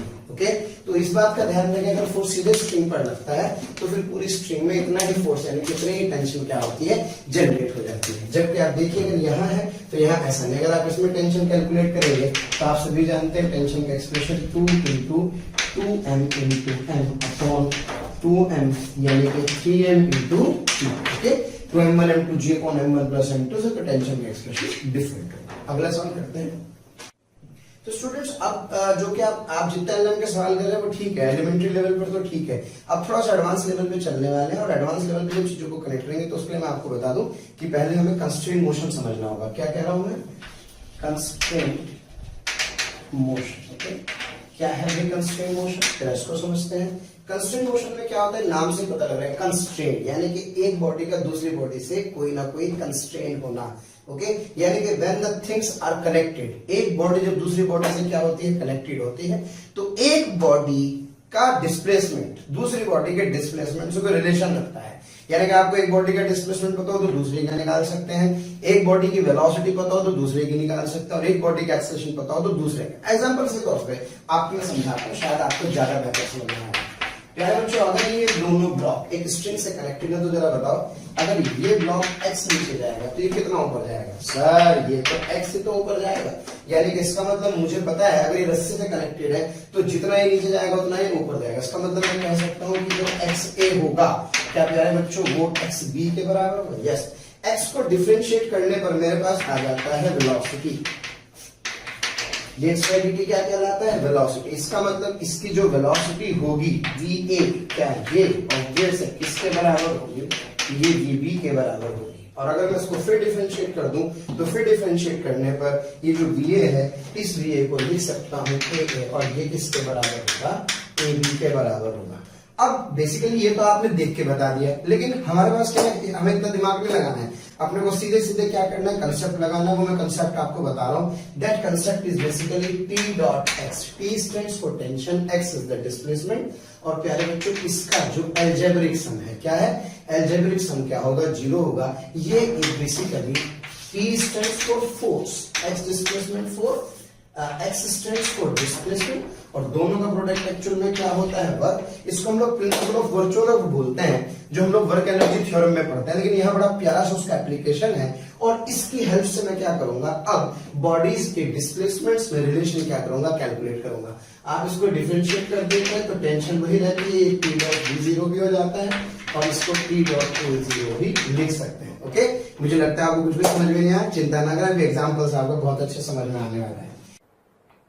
प्यारे बच्चों, आपको वीडियो अगर पसंद आ रहे हैं तो प्लीज़ लाइक करें, शेयर करें, और साथ ही साथ उन ज़रूरतमंद बच्चों को इसके बारे में ज़रूर इन्फॉर्मेशन दें जिनको इसकी कहीं ना कहीं आवश्यकता है। मैं जानता हूं आपका दिल बहुत अच्छा है, आप भी दूसरों के बारे में शायद उतना ही सोचते हैं जितना ये मोशन की टीम सोच रही होगी। तो प्यारे बच्चों, इसलिए इन लेक्चर्स के जो भी लिंक्स हैं वो अपने फ्रेंड्स के साथ ज़रूर शेयर करें। विश्वास कीजिए, जितने ज़्यादा लोग जुड़ेंगे उतना ज़्यादा आप लोगों का प्यार, स्नेह, लाइक और कमेंट्स के माध्यम से हमें प्राप्त होगा, जिससे मोशन की टीम मोटिवेटेड होगी और हम लोग दिन रात बहुत ऊर्जा के साथ प्यारे बच्चों आपके साथ काम करेंगे। इसमें ध्यान रहे इस छोटी सी बात का प्यारे बच्चों, जब आप इस वाले एक्सप्रेशन को अप्लाई करते हैं तो अगर t और x की डायरेक्शन सेम होती है तो यानी कि इसको लिखा जाता है प्लस tx, और अगर t और x की डायरेक्शन क्या होती है अपोजिट तो इसको लिखा जाता है माइनस tx। ओके, तो ये अपने को अभी ध्यान में रख करके चलना है। अब जब इसको यहाँ अप्लाई करके देखते हैं कैसे। मुझे निकालना है कि what is the relation between ये ब्लॉक ए, ये वाला block B. What is the relation between the displacements of A and B, यानी कि अगर ये एक्स ए हो और ये एक्स बी हो तो मुझे इसमें रिलेशन क्या होगा कैलकुलेट करना होगा। प्यारे बच्चों, सबसे पहला काम क्या इस पर टेंशन की ऊपर की तरफ आएगी? Yes sir. क्या इस पर टेंशन इधर के ऊपर की तरफ आएगी? Yes sir. अब बताओ बेटे, टी एक्स से अपोजिट है या सेम? सर अपोजिट है, तो क्या टी एक्स को लिख सकता हूँ माइनस के साथ? यस। क्या यहाँ टी और एक्स बी एक ही डायरेक्शन में है? आपको हमेशा एक्स एक्स बी की डायरेक्शन जरूर पता होगी। Yes sir. तो क्या ये प्लस हो जाएगा? तो क्या टी एक्स बी बराबर कितना आ गया? 0। तो लिख सकता हूँ क्या टी एक्स ए ये उधर चला गया, टी एक्स बी। तो क्या प्यारे बच्चों एक्स ए का मैग्नीट्यूड किसके बराबर आ गया है? एक्स बी के मैग्नीट्यूड के बराबर आ गया है। आइए जरा इसके ऊपर क्वेश्चंस करते हैं, इसको और बढ़िया से फील करते हैं। प्यारे बच्चों देखो, बहुत सारी पुलिया आपको दिखाई दे रही है, बिल्कुल 1% टेंशन लेने की जरूरत नहीं है क्योंकि हम टेंशन ही कैलकुलेट करने वाले हैं। आइए जरा ध्यान से देखें, आपको A3 की डायरेक्शन गिवन है, A2 की डायरेक्शन गिवन है, A1 की डायरेक्शन गिवन है, और आपको A1 का मैग्नीट्यूड, A2 का मैग्नीट्यूड दिया है और A3 का मैग्नीट्यूड पूछा। ये क्वेश्चन ऑब्वियसली कंस्ट्रेंट से होगा क्योंकि यहाँ आपस में कैसे कनेक्टेड है? स्ट्रिंग के थ्रू कनेक्टेड है। प्यारे बच्चों लिखना शुरू करते हैं। टेंशन इस रस्सी में टेंशन टी होगी, इसमें टी होगी, इसमें टी होगी, इसमें टी होगी, यहाँ पर दोहरी यानी कि यहाँ 2t और यहाँ पर जाएगी 2t। अब क्या करना है, अपने को डायरेक्शन लिखने है। M3 पर T2 ऊपर की, T ऊपर की तरफ होगा, जबकि इस M2 के लिए प्यारे बच्चों 2t ऊपर की तरफ होगा। हम लोगों ने पहले सीख लिया था, जिस भी ब्लॉक के लिए लिखना होता है वहां खड़े हो जाइए, रस्सी को देखिए, छाता खोल दीजिए, इस पर भी टेंशन इस डायरेक्शन में होगा। ब्लॉक्स आपको दिखाई दे रहे हैं, 2t A1 अपोजिट डायरेक्शन में है, इसका मतलब यहाँ आएगा नेगेटिव का साइन। ये दोनों एक डायरेक्शन में, इसमें यहाँ पे किसका साइन आएगा? पॉजिटिव का साइन, और यहाँ पे दोनों एक डायरेक्शन में, इसका आएगा पॉजिटिव का साइन। इक्वेशन लिखता हूँ प्यारे बच्चों, T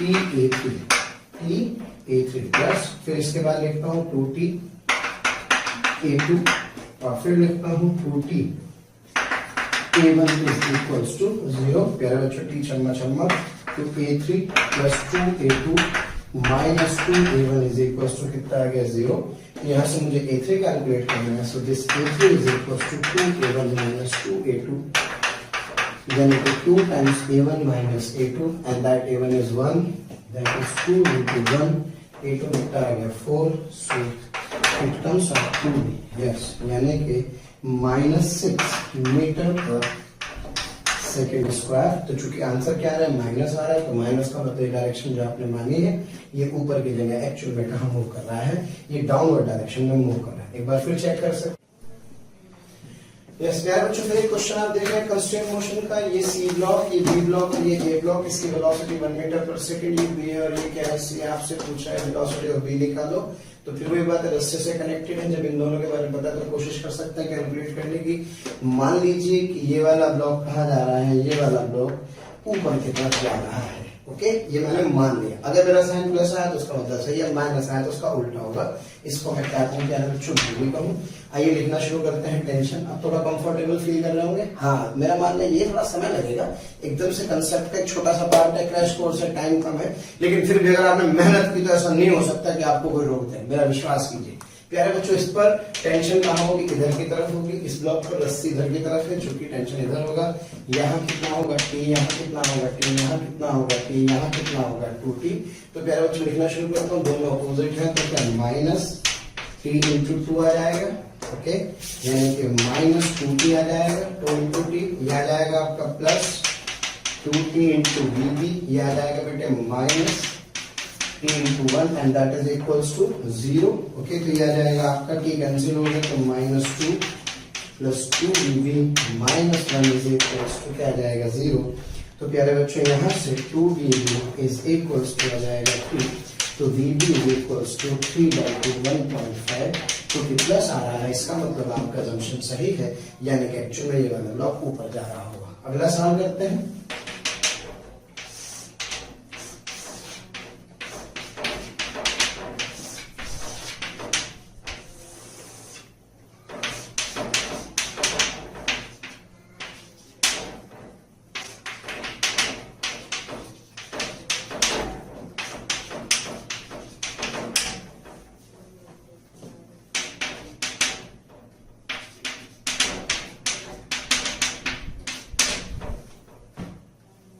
इस क्वेश्चन को बेटे ध्यान से देखें, इसमें आपको वेलोसिटी और एक्सेलरेशन दोनों गिवन है, तो इसलिए जब मुझे एक्सेलरेशन निकालना होगा, वेलोसिटी निकालना होगा, तो मैं इसको कैसे यूज करता हूँ। सबसे पहले ये बी के लिए मैं टेंशन कितनी रहूँ टी, इस रास्ते में टेंशन सेम रहती है, यानी कि टी यहाँ टी तो यहाँ टी तो यहाँ टी तो यहाँ भी कितना प्यारा बच्चों 2t। अब सबसे पहले मैं एक्सप्रेशन लिखना चाहता हूँ किसके लिए, मैं लिखना चाहता हूँ एक्सप्रेशन वेलोसिटी के लिए। जब वेलोसिटी का एक्सप्रेशन लिखूंगा तो मैंने माना कि इधर की तरफ इसका va है, ओके, तो va यानी कि t a की डायरेक्शन में है तो प्लस लिख सकता हूँ, इधर की तरफ 2t और वेलोसिटी a की डायरेक्शन में है तो फिर इसको भी प्लस लिख सकता हूँ। हालांकि नेगेटिव आएगा क्योंकि उसका कारण क्या है कि भाई एक टर्म पॉजिटिव एक पॉजिटिव, ऐसा थोड़ी हो सकता है कि सम जीरो हो जाए, लेकिन फिर भी कोई बात नहीं। तो 2t into 4 is equals to 0, तो प्यारे बच्चों यहाँ से लिए टी कट गया, cat comes out to be -8 metre पर सेकंड गैस, यानी कि इसका मतलब जो ये वाली बॉडी है जो आपने ऊपर मानी, एक्चुअल में ऊपर की बजाय कहाँ जा रही होगी, 8 मीटर पर सेकंड से नीचे जा रही होगी। अब बात करते हैं इसके लिए एक्सेलरेशन के लिए। अब एक्सेलरेशन के लिए ये वाली टर्म यूज करूंगा, यानी कि व्हाट आई राइट, मैं लिखूंगा कुछ इस तरह से कि 2t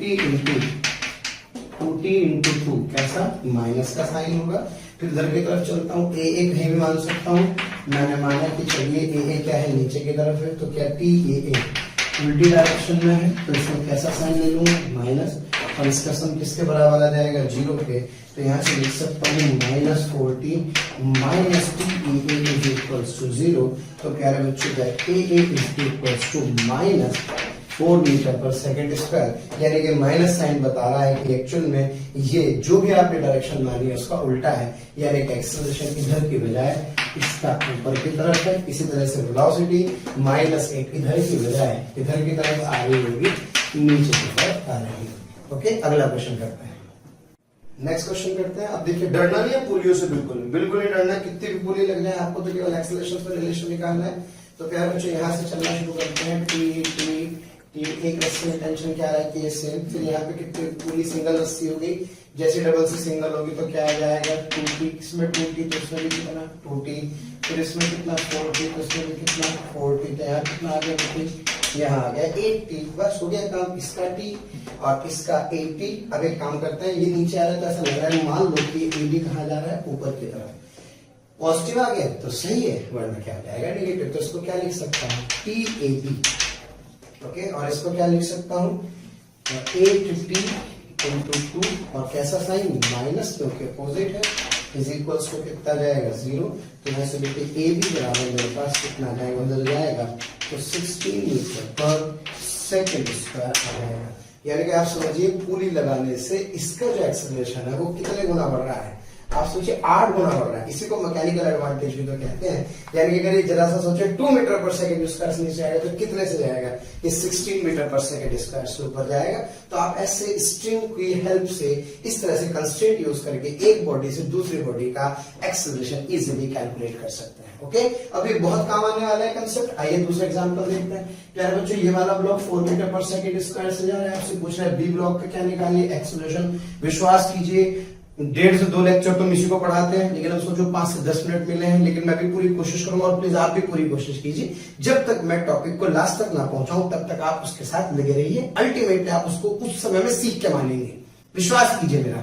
आइए प्यारे बच्चों यहाँ बढ़ते हैं। अब रस्सी आपको साफ साफ दिखाई दे रही है, तो क्या मुझे इस पॉइंट पर टेंशन चाहिए, तो मैंने कहा टी टी टी, यहाँ सिंगल रस्सी पर, यानी कि टेंशन कितनी होगी 2T। और जैसे जैसे आप आगे बढ़ते जाते हैं ना तो पीछे वाली चीज अपने आप समझ में आने लग जाती है, तो इसलिए पीछे अगर कम समझ में आए तो स्टक मत होइए, आप आगे बढ़ते चले जाइए, आपको धीरे धीरे अपने आप समझ में आने लगेगा।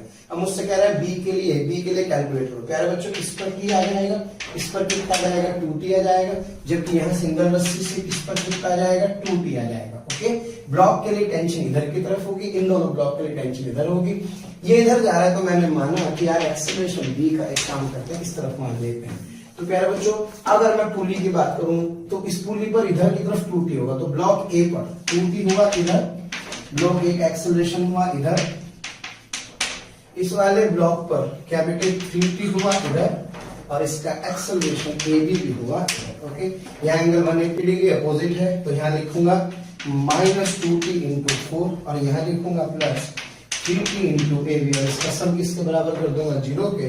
तो प्यारे बच्चों -8 इज इक्वल्स टू, यहाँ से आ जाएगा 3AB, यानी कि AB is equals to 8/3 metre per second का स्क्वायर। पॉजिटिव आ रहा है, इसका मतलब इसकी डायरेक्शन इस तरफ होगी। तो ये हमारे पास एक कंस्ट्रेंट मेथड होता है जिससे अगर आपको किसी भी एक बॉडी का एक्सेलरेशन, वेलोसिटी या डिस्प्लेसमेंट, यहाँ तो स्टूडेंट्स ये क्वेश्चन आप देख रहे हैं, पुली और इस तरह से ब्लॉक इस बार एंगल ले जा रहा है, यहाँ पे फिर हम लोग उसी तरह से कंस्ट्रेंट मेथड को यूज करते हैं। ये सबसे प्यारा कंस्ट्रेंट मेथड है, वैसे कंस्ट्रेंट मेथड बहुत सारे होते हैं हमारे पास। आइए सबसे पहले लिखिए रस्सी में टेंशन टी टी टी, एक स्ट्रिंग में टेंशन हमेशा क्या रहती है सेम। प्यारे बच्चों रस्सी सिंगल हो गई तो टी टी क्या हो गया 2T, इस ब्लॉक पर 2T ऊपर, क्या इसका वेलोसिटी 12 मीटर पर सेकंड से 12 मीटर पर सेकंड से नीचे जा रहा है। अपोजिट है तो कैसे साइन लगाएंगे, माइनस साइन लगाएंगे। इस बार ये इन दोनों की डायरेक्शन के बीच में एंगल कितना आ रहा है थीटा, जो कि कितने डिग्री है 37 डिग्री। तो क्या यूज कर सकता हूँ टीवी cos 37, ओके, क्योंकि मैं जानता हूं अगर थीटा एंगल हो तो डायरेक्ट लिख सकते हैं tx cos थीटा, क्योंकि अपन जो t डॉट x लिख रहे थे वो हमेशा एक ही डायरेक्शन थी, अपोजिट थी, इसलिए प्लस माइनस से काम चल रहा था। लेकिन अगर एंगल थीटा होगा तो आपको यूज करना होगा tx cos थीटा। ओके, यहाँ से मेरे पास आ जाएगा, यहाँ से टेंशन कैंसिल हो जाएगी, सॉल्व करेंगे तो वीबी की वैल्यू कितनी आ जाएगी 30 मीटर पर सेकंड, यानी कि एक बॉडी की वेलोसिटी पता है तो दूसरी की कैलकुलेट कर सकते हैं। आइए ध्यान दें मेरे बच्चों, क्या फ्री एक स्ट्रिंग से कनेक्टेड है, ये 12 मीटर पर सेकंड से नीचे जा रहा है, यहाँ पे एक रिंग कनेक्टेड है जो इस मास, इस रॉड के ऊपर स्मूथली ऊपर जा रही है। तो ये एंगल इंस्टेंटेनियस एंगल बदल रहा है ना, ध्यान रखिए। तो मैं किसी इंस्टेंट के लिए समझ सकता हूँ, तो 12 मीटर पर सेकंड से नीचे जाना होगा तो ऑब्वियसली ऊपर जाएगा, तो वीआर से ऊपर जा रहा है। जाने वाले तरह ध्यान की तरह रस्सी तो इधर है, तो रस्सी इधर, ये इधर, एंगल दोनों के बीच का 37 डिग्री, अपोजिट है तो माइनस साइन भी दीजिए। इधर कितना एंगल आ जाएगा 37, तो इसको लिख सकता हूँ t इंटू 12, इसको लिख सकता हूँ TVR cos 37, 0 के बराबर पुट कर देंगे, सिंप्लीफाई करेंगे तो वीआर की वैल्यू 15 मीटर पर सेकंड आ जाएगी।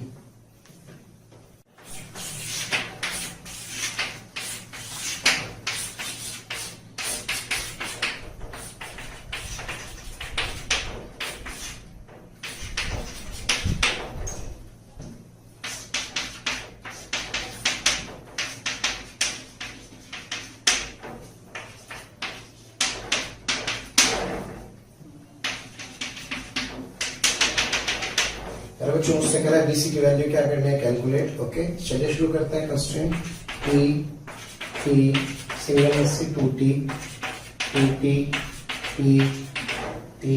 ओके, कितनी बॉडीज है 1 2 3 4, 4 बॉडीज है, पुली के लिए कोई जरूरत नहीं होती।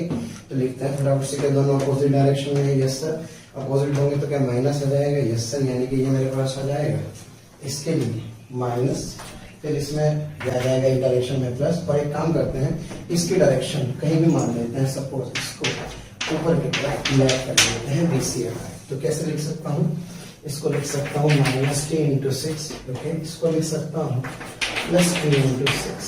ओके, इसको लिख सकता हूँ प्लस TBC, और इसको लिख सकता हूँ -t into 4 equals to 0, -6 plus 6 plus BC और -4 इक्वल्स टू 0। तो देखिए जो BC आएगा प्लस आ जाएगा, प्लस का मतलब आपने जो डायरेक्शन मानी थी वो सही थी, यानी कि इस वाली बॉडी की वेलोसिटी ऊपर की तरफ आ जाएगी। नेक्स्ट क्वेश्चन,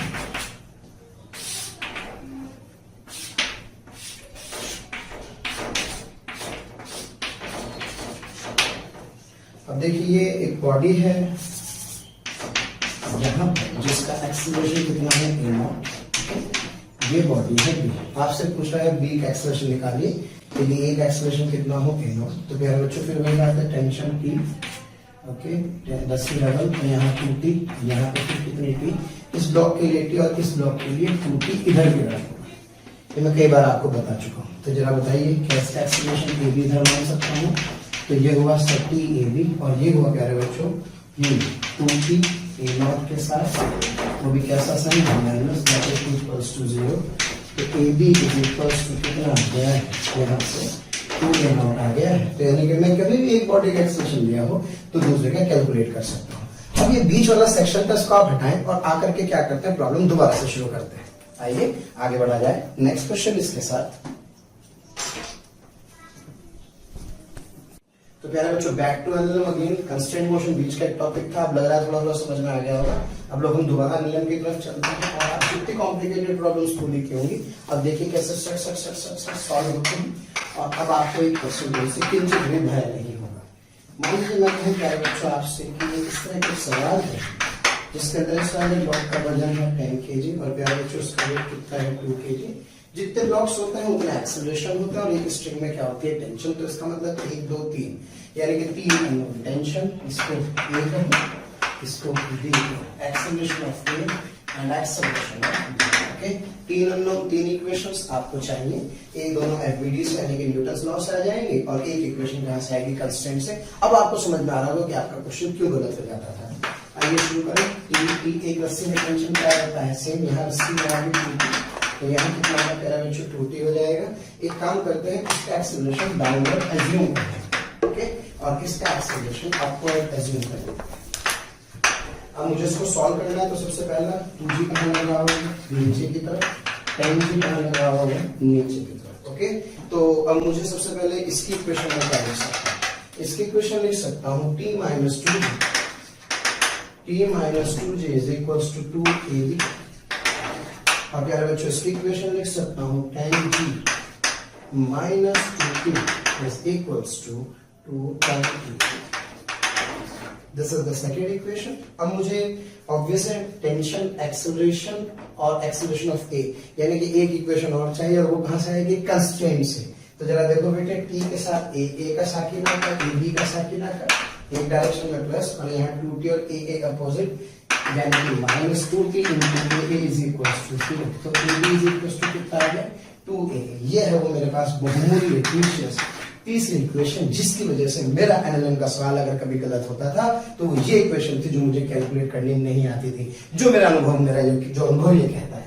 अब बच्चों इसको सॉल्व करने का भी टेक्निक है, डेटा दिया हो तो कोई प्रॉब्लम नहीं है। अदरवाइज क्या करें यहाँ से ए बी की वैल्यू निकालें, यहाँ से ए की वैल्यू निकालें, इन दोनों को उठा करके इसमें रख के सबसे पहले टेंशन निकालें।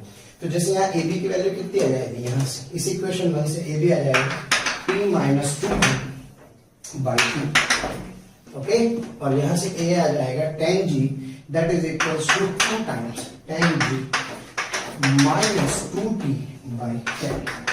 ओके अब इस पूरी इक्वेशन में क्या कैलकुलेट कर सकते हैं, डायरेक्ट क्या मैं टेंशन कैलकुलेट कर सकता हूँ। इसको सॉल्व करेंगे मैं ये कर देता हूँ वी कैंसिल बाय 5। तो प्यारे बच्चों 5t माइनस यहाँ जाएगा आपके पास 10g इज इक्वल्स टू क्या 20g minus 4t।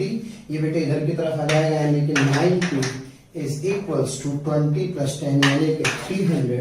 so this t is equals to 300 by 9 यानी कि it comes out to be 100 by 3 Newton. यानी कि मैं स्ट्रिंग के अंदर टेंशन निकाल सकता हूँ, टेंशन की वैल्यू को सब्स्टिट्यूट कर दूंगा इस इक्वेशन में तो ए भी आ जाएगा, इसमें रख दूंगा तो ए आ जाएगा। वैसे मेहनत करने की जरूरत इसलिए नहीं है क्योंकि आपको ऑप्शंस दिए होंगे, ए और ए बी के वैल्यू पुट करो, सेटिस्फाई करो और आंसर निकाल दो। ओके तो प्यारे बच्चों इक्वेशन में ये क्वेश्चन आपको गिवन है, आपसे पूछ रहा है find tension okay in the string.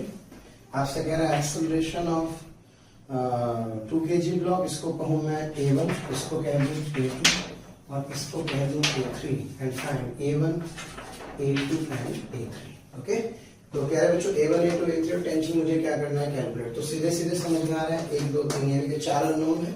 मैंने पहले ही कहा था लेक्चर पूरा देखेंगे तो आगे आपको लगेगा यार बाकी में जन्नत है, लेकिन माफी चाहूंगा शुरुआत तो बेसिक से ही करूंगा। तो प्यारे बच्चों tension t a1 a2 a3 आपको क्या करना है कैलकुलेट करना है। तो शुरू करते हैं। सबसे पहला काम मुझे फील आ रही है कि नीचे आएगा या आगे जाएगा, तो एक काम करते हैं A3 इधर एज्यूम कर लेता हूँ, इधर की तरफ A2 एज्यूम कर लेता हूँ। एक छोटा सा सजेशन है, वैसे तो ऐसा लगता है कि नीचे जाके ऊपर जा रहा होगा, लेकिन आपको सजेशन है कि सारे एक ही डायरेक्शन में माने, उससे क्या होता है साइन कन्वेंशन में आसानी रहती है। क्योंकि अगर आप ऐसे कहीं भी मान लें साइन आ रहा है पॉजिटिव, कोई दिक्कत नहीं है, लेकिन अगर साइन निगेटिव आ गया तो उसका मतलब जो आपने डायरेक्शन मानी उसका उल्टा है। ओके, तो लेकिन थोड़ा मुझे ऐसा लगता है कि आसानी के लिए आप सबको एक डायरेक्शन में मानेंगे तो थोड़ा सा कैलकुलेशन पर्पस के लिए इजी हो जाता है। फिलहाल केवल मैंने नीचे माना है, इसमें भी टेंशन कितनी हो गई थी, इसमें कितनी हो गई 2t, और इसमें कितनी होगी प्यारे बच्चों 2t। ओके, इसका 2g कहाँ लग रहा होगा, नीचे की तरफ, इसका 4g कहाँ लग रहा होगा, नीचे की तरफ। आइए इक्वेशन लिखते हैं सबसे पहले। हाँ प्यारे बच्चों, इसकी इक्वेशन लिख सकता हूं मैं 5 kg ब्लॉक के लिए, sir 2t is equals to 5 kg। Okay, इसकी इक्वेशन लिख सकता हूं sir 2g minus t is equals to 2a, और इसके लिए लिख सकता हूं 4g minus t is equals to 4a। Okay, ये मेरे पास प्यारे बच्चों 3 इक्वेशन आ गई। अब मेरे पास अननोन कितने हैं, 4, 1 2 3 4, तो एक इक्वेशन और चाहिए, कहां से आएगी, कंस्ट्रेंट से। 2ta3 माइनस ta1, अपोजिट है ना, a1 इधर t इधर, और minus ta2 is equals to कितना 0, यानी कि 2a3 is equals to a1 plus a2। प्यारे बच्चों चौथी इक्वेशन है, कुछ नहीं करना है, यहां से a1 a2 a3 की वैल्यू उठा के इसमें रख देनी है, सॉल्व करेंगे तो आपके पास क्या आ जाएगा, टेंशन आ जाएगी। ओके, इतना कर लेते हैं।